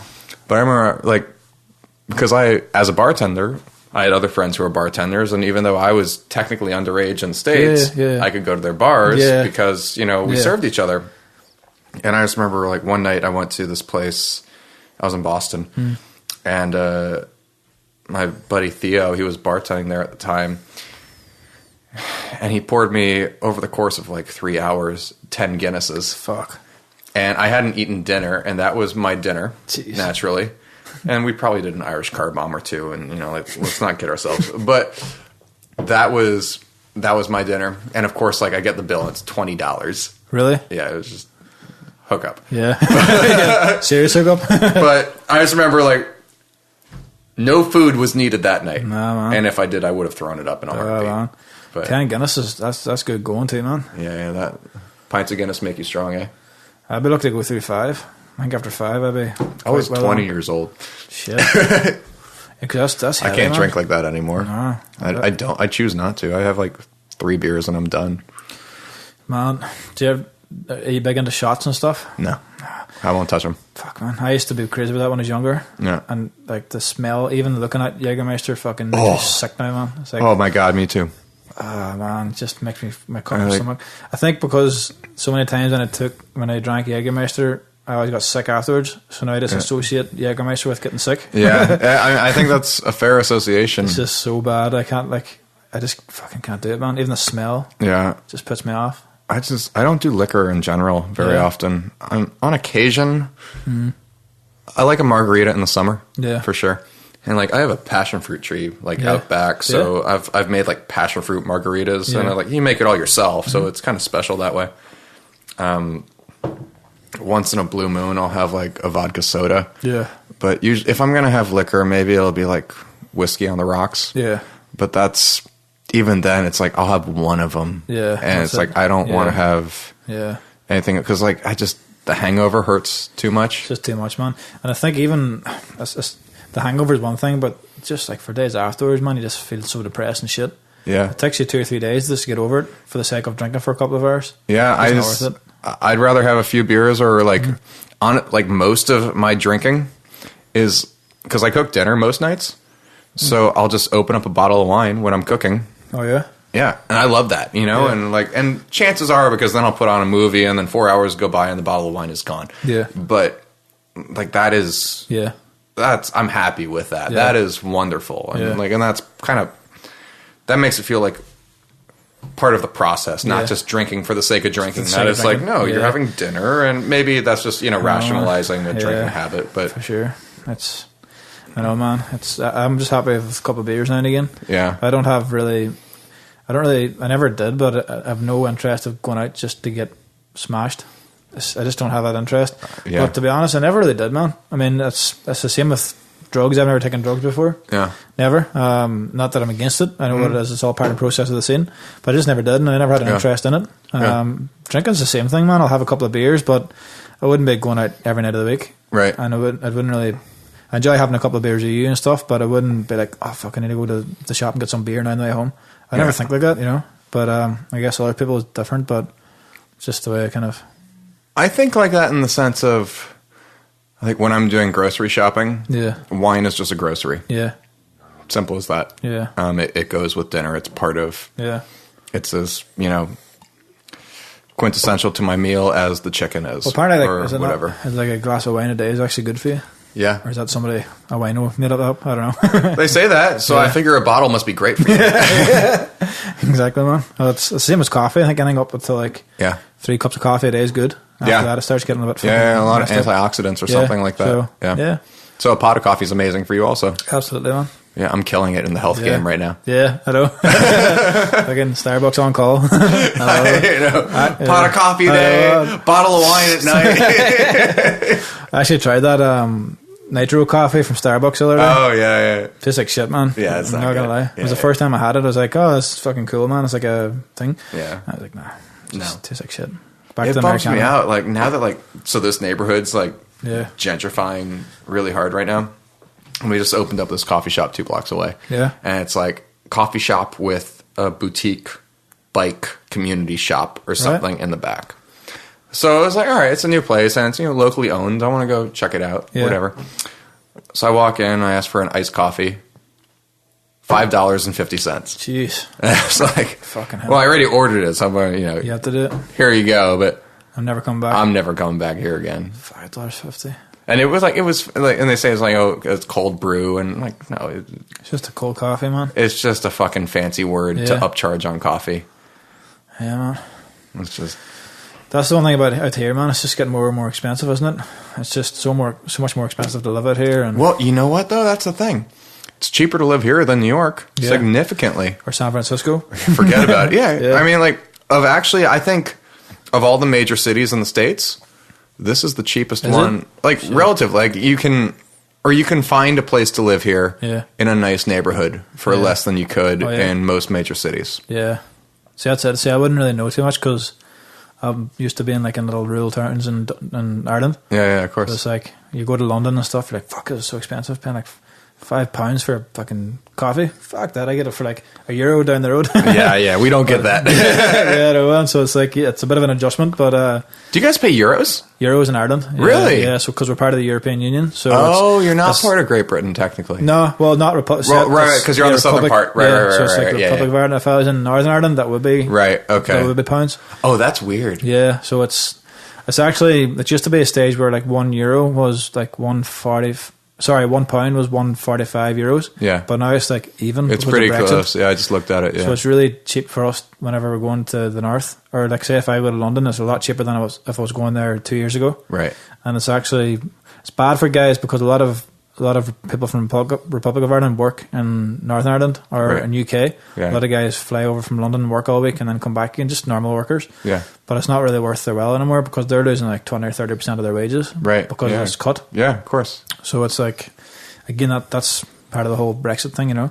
Yep. So yeah, I remember getting paid by British labels. Used to be great. Mm-hmm. Used to be really good, but now it's really bad. It's like, it was great. Like it used to be like $2 to $1.75 for our American dollars. So it's like you get a £750 advance. I know, man. Sweet. I know, man. Exactly. Now it's like just the opposite. It's like fuck, I don't want pounds anymore because it's just dropping that much. Yeah. They reckon for the first time, it could be the first time ever, the pound might be worth less than the euro. Yeah, which never ever happened. Not in my lifetime. I know it was always the euro was like the pound would be like 125 or 130. Well, the euro's only been around for 10 years. Yeah, I suppose. Yeah, I remember when that came around. Used to have the punt. Yeah, that used to be the Irish thing. Yeah. Then it changed the euro. Because I remember working with like the what are the Dutch labels. And yeah, they were all euro. And then like when I was doing the Anjuna stuff, that was all pounds. And at the time, euros were like $1.35 to the American dollar. Yeah. Pounds were like $1.60 or something like that. It makes a big difference, doesn't it? I was more excited about pounds. Yeah. I know. Now it's the opposite, man. Up until like 2 years ago, I couldn't wait to get pounds, but now I don't want it. Yeah. Like, no, man, pay me in dollars or euros because I don't want pounds because you just don't know where it's going to go. Right. You go back up one more and it's just tanked even more. Right. Especially with this whole Brexit thing, we're all like, it's not gone through just yet. Does it take effect beginning of the next year? Is that? I can't remember exactly, man. Okay. I think it is next year, but it's anytime there's like a conference, you see the pound plummeting even more. Right. But it's just because at a time there was whenever it first got announced that Brexit was happening, there was like a little bit of it was apparently the vote was only. So there's like a public vote, but that was only they didn't have the complete control. Right. So the government had the power to change that instead and not go with it. Right. So there's a bit of a tension for a while, and people thought, all right, maybe it's not going to happen, and then it did, and then it got passed again. But it doesn't take effect till next year, I think, at some stage. Okay. So I feel like it's going to plummet again whenever that happens, which is not good. So I've got family that have like pounds and savings, and they're just fucking losing so much money, man. I'm sure. And they don't know what to do because are they like, do you cash in now or do you leave it for more? Is it going to go up? Is it going to go down? Right. It's just kind of uncertain times, and like they might have had whatever amount in savings, and it's not even worth half what it was, this time 2 or 3 years ago. Yep. I mean, which is nuts, But we experienced that. Yeah. Yeah, 2007. Yeah, the crash. The whole crash. I mean, yeah, my family got really, really hit by that. Apparently, a lot of people did. It went really bad for a lot of people. Yeah, totally. I mean, it's just I certainly don't trust the stock market. No. I mean, I should be, or I shouldn't trust it, but I should be. From the people I know like I should be more aggressive, and it's like, no, I just want to stick my money in a fucking shoebox underneath my bed. Do you know much about Bitcoin and all that stuff? Yeah, I do. That's the future, man. It does. It just seems like voodoo to me. Yeah, well, it's like I had a session today with a guy, Rami, and he's big into the whole Bitcoin stuff as well. Yeah, and it is going to be the next big thing, and it's kind of. I think the big selling point is the fact that it's not regulated by any banks. Right. So you put the money in, and you've got no bank doing any sort of exchange. Right. It just is what it is. Yeah, exactly. And you can. I don't know. I should know a lot more because I've got some amount of Bitcoin, not much, but I should learn a bit more about it, but the big selling point is definitely that it's not regulated. Right. And it goes up, and it's well, isn't like one Bitcoin worth now like $3,000 or something insane? Dude, there's guys that bought it for like, they bought like 100 Bitcoin when it was like worth a tenner. I know. And now they're like millionaires. It's like, fuck. Yeah. I forgot that they had it. And I was like, no, I've heard about that. And there's another new currency coming up similar to Bitcoin. Ethereum probably. Ethereum's the next big one. But even that, man, it's like, that's worth like $400. But this time last year it was worth maybe like $30, $20 per coin. I never know about these things. Yeah, well, there's still time on. It's still only tipped. But now like $400 per coin or whatever. That's steep. The thing about the coin though is that you've got the main three are Bitcoin, Ethereum, and Litecoin, I think it's called. Okay. But that's only three. There's like loads. There's ones being made all the time. So for some reason you can actually make your own. Right. Or companies make their own. So there's like all these different Bitcoins. When I was talking to the guy Rami today, he was putting money into this coin. I can't remember what it was called, but it was only like 25 cents each. Right. And he reckons this time next year it's going to be worth whatever. He hopes. Right. But there's loads of these ones kind of getting set up. But if you look on the news bulletins or like just the Reddit forums, whatever, there's guys like, companies like PayPal and Visa and MasterCard, and they're all seeking people to work for them that are experts in Bitcoin. Right. Because they know it's going to be the next big thing as well. So if you get in early enough, then you could be a really rich man in the future. And I think it's still only kind of hitting it's not even hit the pinnacle point yet, Right. So there's a lot of room to grow. I put in some money. I don't really care about it, but it's just, I hope it does well, but I don't know so much in that it's going to ruin anything we got. Right. I just thought, fuck it, I'll give it a try and see what happens. But yeah, man, it could be worth looking into. I just like the fact that it's not regulated by any bank, and it's like nobody can tell you what it's worth, and like there's no bank collapse or whatever that can just fucking fuck it on you. Right, fuck everybody. Yeah. And is it Amazon starting to bring it in? There's some big company starting to allow you to actually pay through Bitcoin. Through it, really. And I think that's the start of it now. There's a lot of companies starting to embrace it. So whenever that happens, whenever it starts becoming like the public domain, whenever people start realizing it's not just this niche internet thing. Whenever that happens, which I think it will inevitably. I don't know how long it's going to be, but right. I think whenever that happens, it's going to be huge. Well, I don't know. Shit. It's worth having a read of it. Yeah, I gotta have a read. Like that's the problem. I'm in my own bubble all the time, so I don't hear about this shit. It's hard though, man, because even I'm still trying to get my head around it, man. It's like it's just really. And it's like Monopoly money to me. I don't believe it's real. I know. It's because you can't feel it. It's like it's like if I get like a wire transfer, I like all right. This is a concrete amount. I know exactly what I got. I know, man. So that's the same with me. But I suppose the same could be said about the pound, and then the pound went way down. So it's like fuck, I know, man. It's in certain times. Fuck. I gotta learn more about that. It's just effort. Yeah, it's just so complicated. Well, I find it really complicated. There's just so much stuff involved with it. You like watch a 10-minute video, and you're more confused after watching it. It's like they try to explain it to you, right? And then when you watch it, like, right, what the fuck's this? Yeah, they do that on purpose. Yeah, probably. Yeah, discourage people. Yeah, I know, but I don't know. Apparently, it's the next big thing, but we'll soon find it, I guess. Fuck. Well, hey, when you become a fucking billionaire off of Bitcoin, I don't know, man. Jeez. Yeah, invite me over. Or lose it all. Be shacked up on your couch. Yeah, right. With the cats. Basically, they don't sleep on the couch. Well, one of them's on the couch right now behind you, but he's chilling, and that's technically the futon. But yeah, nice man. Yeah, that was the couch before I moved here, and then I moved here and I bought myself a real couch for the first time in my life. Yeah. Nice. Now, adulting at its finest. Man. Have to do it. Yeah. Well, I'll have to grow up someday. God, I know. Fucking catches up on you. I know, man, for sure. Bills and mortgages and stuff. It's not long coming in, does it? No. Thankfully, I don't own the house, so but my rent is higher probably than it would be if I had a mortgage, naturally. Yeah. So, I mean, it has to be, otherwise it wouldn't make sense for the landlord. To rent it, yeah. But, I'm at the point now where I really want to be able to buy a house. Yeah. I know, man.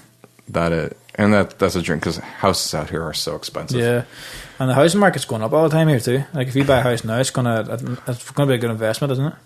Maybe. I'm hoping the market crashes. Yeah. Well, there's somebody actually said that. They were like, the housing market's going to keep going up until there's like an earthquake, and it's going to fucking shit way back there again. Yeah, see, I'm waiting for that. Yeah.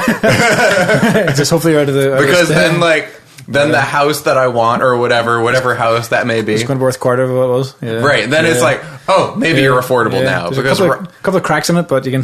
Because before then, like a 2-bedroom house, even in this neighborhood, which isn't that expensive compared to like the rest of LA, $800,000. Jesus. You're right. Ridiculous, man. Yeah. So it's like, I'm going to wait, the big earthquake that we've all been waiting for 160 years to happen. That happens. That house becomes $300,000. I know. Mine. Yeah.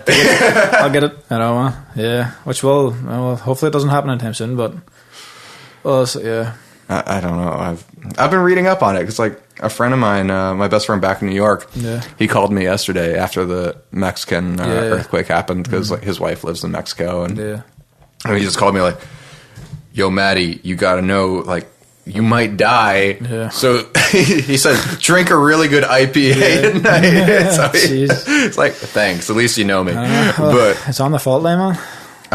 So the San Andreas fault line from here is about 35, 40 miles. Is it? Oh, it's just not completely on it? It's no. San Fran is completely on. Oh, shit. But it's like 35, 40 miles east of here. Right. But if any major quake happens, it'll just rip apart Los Angeles. Yeah. Like there's no... It's close enough that it'll just ruin it. Yeah. Scary, man. Yeah. I mean, these things happen. Mm-hmm. You can't plan for them. Mm. You just... Same as the tornadoes, man. What can you do to stop that shit? You can't. You have to just let it do its thing and pick up the pieces afterwards. Basically. Like if you have to leave, you have to leave. Mm-hmm. And don't be an idiot. Because that's what I don't get, man, is why do people not want to leave? That's what I didn't quite understand. Is pride. Like, yeah, is that what it was? Probably. Like there's people living in apartment buildings that won't leave their apartment because, why? Because like... Some of it's pride, some of it's ignorance. Yeah. Some of them are actually correct. Yeah. Some of them, especially like the modern buildings, like in Miami, where Irma just hit. Yeah, like they are. It's safer to be in there than it would be elsewhere. I know. I had a session with a girl 2 days ago, and her aunt was staying there. Yeah. But she reckons that it was a new building and it could withstand like 250 miles per hour winds. Yeah. So I guess that's not too bad, but. Even at that though, man, she was like hiding up in the staircase. I mean, it's going to be terrifying. Yeah. Don't get me wrong. Yeah. But yeah. And I think I'd like to think most newer built buildings here, and by newer built I mean within the past 30 years. Yeah. They've been built to really restrain, earthquakes up to a certain limit. Magnitude. Yeah. I mean, if we get hit by like a magnitude 9 earthquake, you're fucked. Yeah. No, like, nothing's going to withstand that. Man. Yeah, you're just fucked. Well, the one yesterday was like what 3.4. Yeah. No, we just felt a bump and we're like, oh, that was weird. Yeah. Simple as that. Mm-hmm. But no, if we get a big one, I don't know. Mm-hmm. I think I'm glad I don't live in an apartment anymore. Yeah. Because I'm not lofted above people's cars or anything like that. Like I don't have a basement, so like my house isn't going to move really anywhere. It'll shake a bit. It's not going to fall apart. Right. Yeah. I don't think it'll fall apart unless like the epicenter of the earthquake was like my house. Yeah. Well, I mean, it's a solid, it's just stucco. Yeah. But it's not like a Craftsman like wood house. It's Exactly. We'll shake. Maybe, I'll lose pictures on the walls, but I don't. Sure. My cats aren't going to be like running out of the house, well, that's been like my fucking thing, man. Yeah. Like, so, Juan calls me and he's like warning me about the earthquakes and all this stuff. And I'm like, oh, shit. And my first thought is like, oh my God, what if I go out tonight to play the show, the earthquake happens, my cats get out? Oh, shit. Fuck. That's a lot to have in your mind. That's like, it's like, the earthquake happens, the glass shatters, the cats get out, and then they don't know what to do, and then they meet other cats, and then they and because they didn't get the FLAV, feline AIDS shot, now they get kitty AIDS, and then they never come home, and they die an awful death. Like, this is how my brain works. You got all that on your mind, man? Every fucking day. Can't even go to Gelson's, man, in case the fucking cat dies. Oh, shit. No. You can't replace them? Yeah. Oh, man. They're nice cats, though. They're great. They're my kids. Yeah. How long have you had them? 5 years. Yeah. There's the guy that I work with, Nick Marsh, that I'm sharing the studio with in North Hollywood. Well, it's his studio. I just use it. Yeah. We work together, but it was not his cat. This cat showed up one day and just stayed there, and he kept feeding it because he thought that the cat was a little bit rough, so he kept feeding it. He thought it was like maybe a stray cat, and it just kept hanging around. Right. And apparently there's some sort of app. I don't know, man. This is alien to me, but there's some sort of app that you can put on like lost animals or lost pets. I don't know what it's called, but he put it up a post. And about a day later, somebody rang him and said, "Yeah, it's my cat." That's and awesome. They were like neighbours, just like two doors down, or whatever, 2 blocks down. And anyway, they took the cat. He was a bit sad. He was like, "Oh, I've had this cat a couple of weeks, so I kind of grew attached to it." Yeah. Literally 4 hours later, the cat came back again. Oh, that's fun. And stayed there ever since. But the funny thing is, the cat's 17 years old. Oh my god, wow. 17 fucking years old. Yeah, okay. I was like, "Geez, how long do these cats live for?" But apparently, they live like from 15 to 20. They grow quite old. But yeah, they can get pretty old. This cat's 17 and is full of beans, man. Like yams like crazy, and you can play with it all day, and really friendly cat. But 17, that's an old cat. Man, I had a session with a girl earlier, a singer, and she was only 15. Like the cat's actually older than her. Isn't that crazy? Yeah, I was like, "Fuck, man, this cat's older than you." Hey, man, I got a fucking electric piano in there that's older than me. I know. Jeez, so, yeah. It's crazy, man. I was just thinking, imagine the experiences that cat's been through. 17 years of living in LA. Right. Imagine the shit that cat's been through. That's seen it all. If it's able to comprehend it, that's the thing. Yeah, because they're not as cognizant as we are. Mm-hmm. I think a lot of their lives are just sleeping, food, piss, bug, kill it, mouse, sleep, right? Whatever, and that's it. It doesn't really read between the lines. Rinse and repeat, and then I think about how beautiful that must be. Yeah, so good. I was just thinking that the cat was sleeping all day, and I was like, "Fuck, I wish I was a cat." Right. Like your food's there for you. Yeah. The worst thing going on for you is that someone else has to feed you. You don't have to worry about your hi-hats being 2 decibels too loud. No. Yeah, exactly. They don't give a shit. Yeah. Oh man, it's wicked. Yeah, they're in the studio all the time. Yeah. Yeah. They don't make noise or anything? No.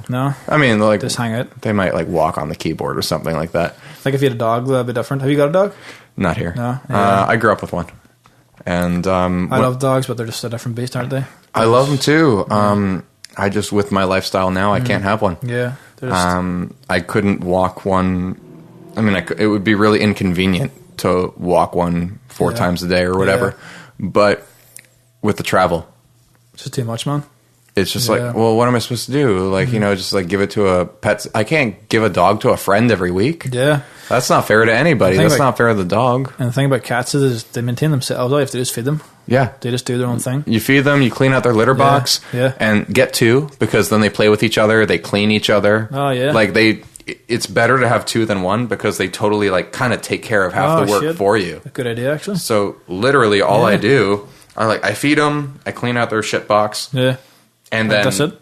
That's all the work. Fuck. And then the benefits I receive from that amount of work are immense. Every night I go to bed, there's 1 curled up with me, and then I wake up and now there are 2 curled up with me. Nice, man. It's and I love it too because they hate everybody except me. And that makes me feel really special, Yeah, that's cats for you, man. Yeah. So, yeah, definitely, man. No, it's good. They're my kids, you know. Yeah, I know you grow attached to them. Oh my God. I've got a dog. His name's Rolo. And he's a Cocker Spaniel, but he's getting kind of old. He's about 11 or 12. Okay, yeah. And he's got part of the Cocker Spaniels, the genetics, they get bad eyes when they get older. Yeah. So he got really bad eyesight. It's getting cloudy. Cloudy, yeah. It's what is it? It's what is that when your eyes get cloudy? They're glaucoma or something like that. Yeah. But we took him to a vet, but apparently he's too old to get operated on. Right. It's not worth it. So he's kind of bumping into everything. Yeah, that happened to my dog. Yeah. It's kind of cute but sad at the same time. It's it gets my dog. The last time I saw him before he had to get put down. Yeah. First, because he lived after I moved out here. He was with my parents and all that, and he even though he was my dog, he was really my mom's dog. Yeah. He would follow her off the end of the world. Yeah.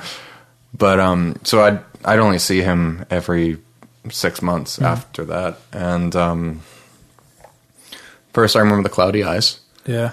And that was hard. And then his hearing started to fall. As well. And then he got some weird like neurological thing. Yeah. Where it was weird. He would just he didn't really know where he was anymore. Shit. And then he'd start kind of like just walking in circles. It was heartbreaking, you know? It's hard to see, especially when you grew up with him, isn't it? Oh my God. Yeah, I got him when I was 10. Yeah. He lived for 18 years. Fuck. Yeah, I was 28 when he got put down.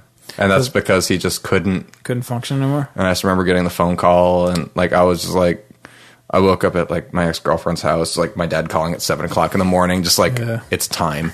And like they put the phone to like, you know, his ear so I could like say goodbye to him. And I'm fucking bawling, man. It was like the worst. Because they grow, like you really grow attached to them, don't you? They're just like your sibling, you know? Oh my God. Yeah, they are. Yeah. They just grow part of your life, and especially when you're younger and you grow up with them. Like, because your experiences are they're parallel. All your childhood experiences have them with you. Yeah, and then you have to say goodbye to them. It just doesn't seem right, you know. No, they're not a friend. They're a family member. They're a significant part of you. Yeah, exactly, man. It's crazy how such a small little being can become such a big part of your life, man. And they don't even fucking talk or anything. They just run around. They're there. They're there for you. And I think that's the biggest part. Half the time, I think that's all that is. Mm-hmm. You know, it's just the consistency that someone's there for you, be that a dog or a person. Yeah. And it's just, they're always happy to see you, and they're always there for you. And yeah, for sure, man. Yeah. There's like a lot of emotions involved there. Yeah. I can't imagine like what it's going to be like when, you know, these guys get older, because they're part of your whole like motions and I live alone. Yeah. You know, so they are, you know, the only things I see, you know, really on a regular basis. Yep. Exactly. And that's weird. I know. You know? Isn't it? Yeah. I don't know, man. Fuck. Yeah. Perillo's getting kind of old, man. Yeah. I think it's going to happen well, hopefully not anytime soon, but yes, you know, it's happening. Well, he or she? He? He. Yeah. He's got a few years left in him. Yeah, I think so, man. Yeah. Although I don't know, like if he went like completely blind and deaf, I don't know if I'd want to go through that misery just to keep me. Right. That's selfish. Yeah, I think it is. So I mean, he still kicks about, man. It's like he's just not completely where he was, you know, a couple of years ago. Well, you're not completely where you were a couple of years ago either. Man. Yeah, my fucking back hurts. Like, fuck. Dude, yeah. Give it another 6 years, then talk to me. Yeah, man, it's like the old producer fucking back, man. It's like just been hunched over all the time. Do you have a nice chair at least? Nah, I need to get one. Get a fucking nice chair. I need to do it. No, for sure. I was actually looking at is it ergonomics or something, or some sort of, they're really expensive, but they're meant to be really, really good. I have just hold you back in place. I have a Herman Miller Aeron. Yeah. They're supposed to be the best. Well, they're not expensive because like so many offices have them.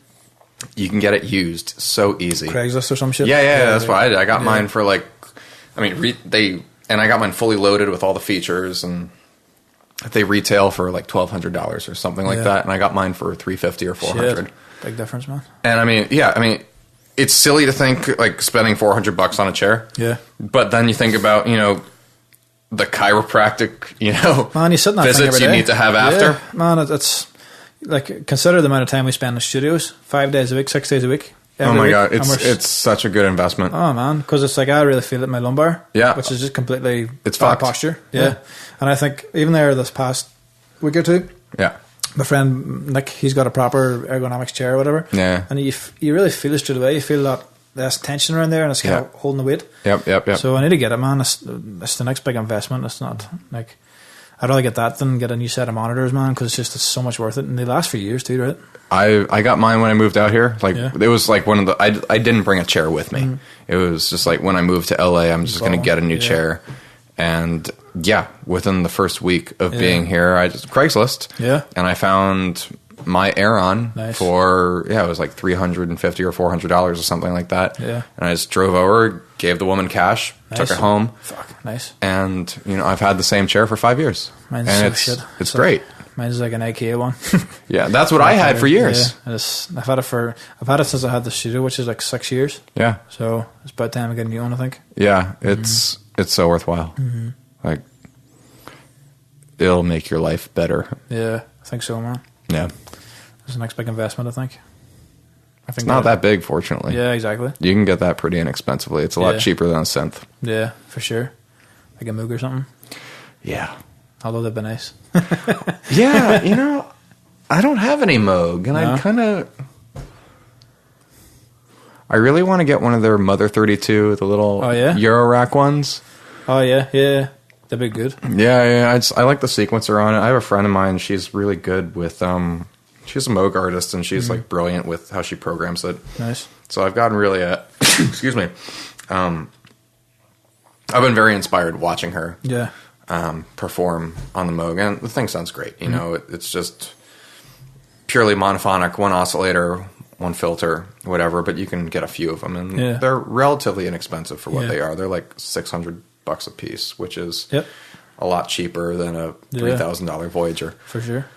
But yeah, I would like to get one of those and you can patch into it also, so you can send anything else from whatever your rig is into the filter or the VCA, whatever. So just to have that flavor, because I don't have any of that. Really?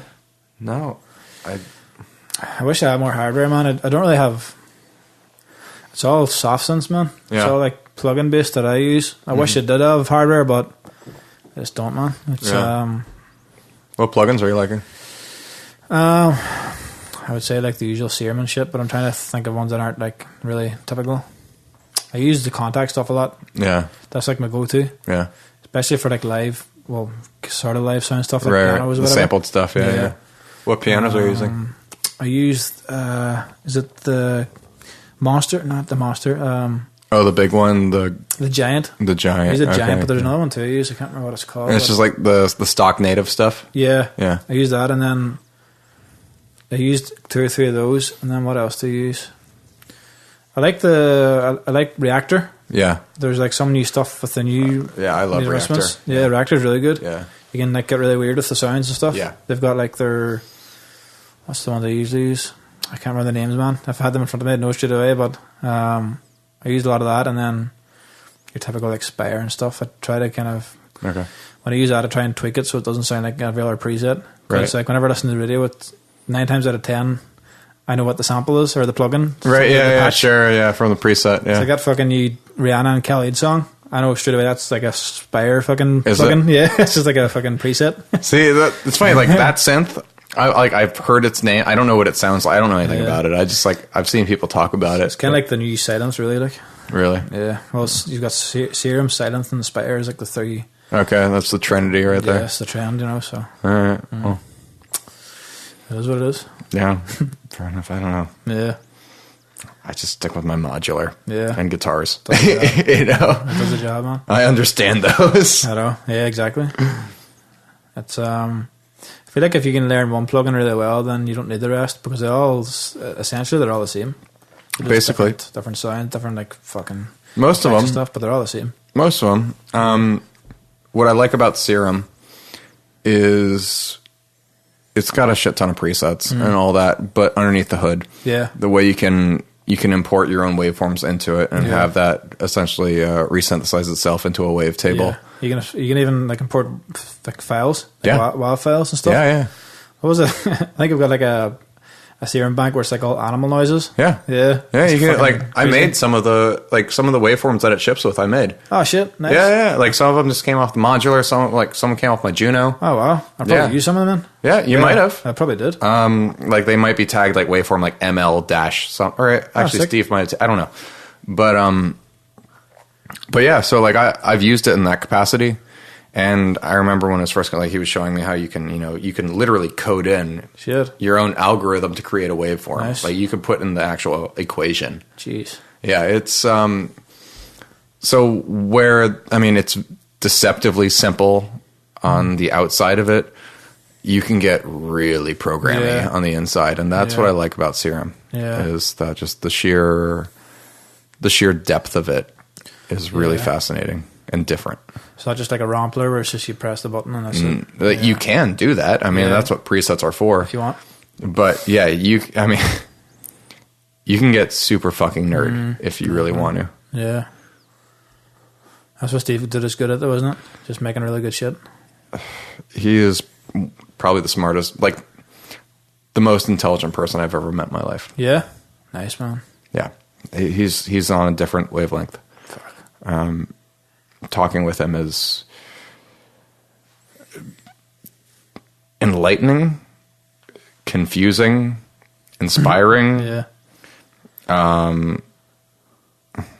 Slightly, being an awestruck, and then totally, what the fuck is he talking about? Man. Yeah. Like, yeah. He's a pretty amazing person. Nice, man. Yeah, it's one of those kind of on the bucket list of people I'd want to meet someday. Yeah. Along with like Dave Pensado and Steve Duda and all those guys, Hey, they all live here. Yeah. So, someday, man. If you come back. Yeah, for sure, man. He doesn't live in Canada? Duda? Yeah. No. He does here? Yeah, he's here. Yeah, nice. He's from San Francisco or Mountain View or whatever, Silicon Valley originally. What makes me think, you guys are from Canada? I don't probably the Dead Mouse Association. Yeah, maybe. No. Steve's from California. He lives here, in the Hollywood Hills. Oh, sick. I'm here, obviously. Yeah. It's probably just the association, with Joel. Yeah. But he's really...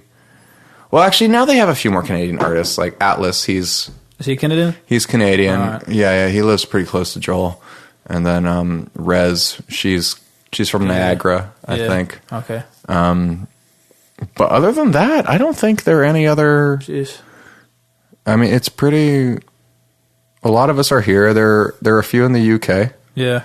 I don't really know any of the guys I just know the ones... I know the Canadian circuit and the US. Yeah. And pretty much everyone in the US lives here in California. Yeah. So... Yeah. Well... There you go.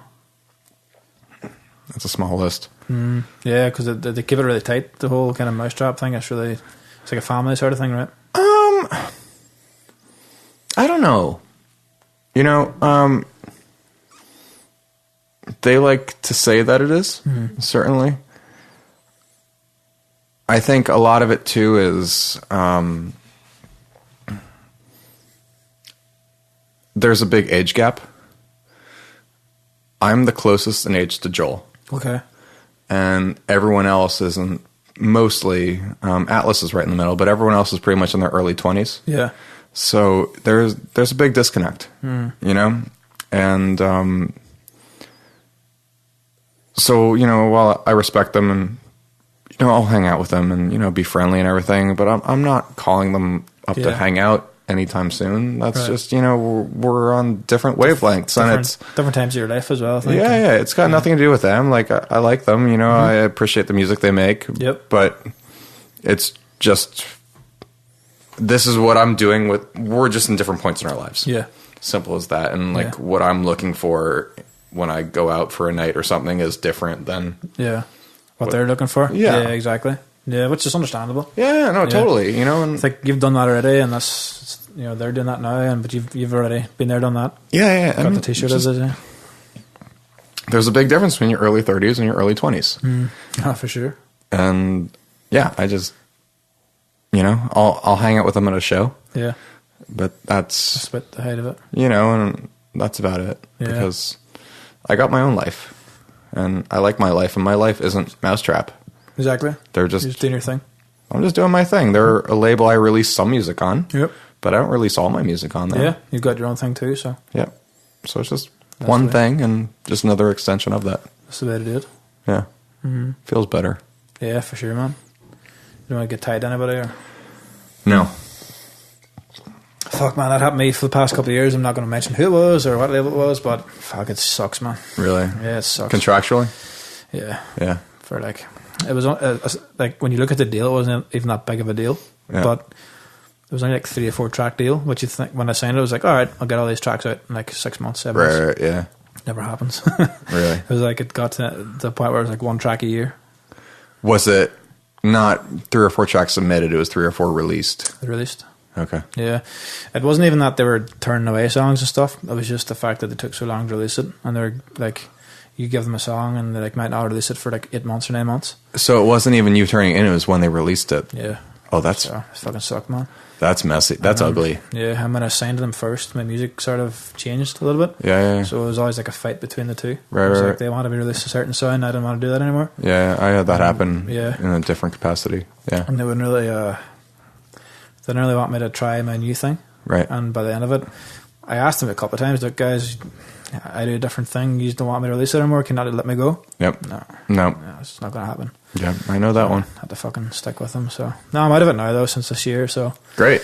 I'm not going to badmouth anybody. It was an experience. It was something I'll know not to get into it again. Right. Well, that's the thing you learn from it. Yeah. And I'm not going to say they didn't put a bit of money behind what I did and whatever, but it's just not something I'd be kind of sneaking back into again really soon. Yeah. Yeah. That's fair. I think that's important. Yeah. I think you need that kind of experience. Yeah. Exactly. Because you just know when to not get into a bad deal or a good deal, even when it looks like a decent deal at the time. Yeah, no. I mean, it might look okay, but you're still kind of deer in headlights, or like doe-eyed, like, oh, this is wonderful. Yeah.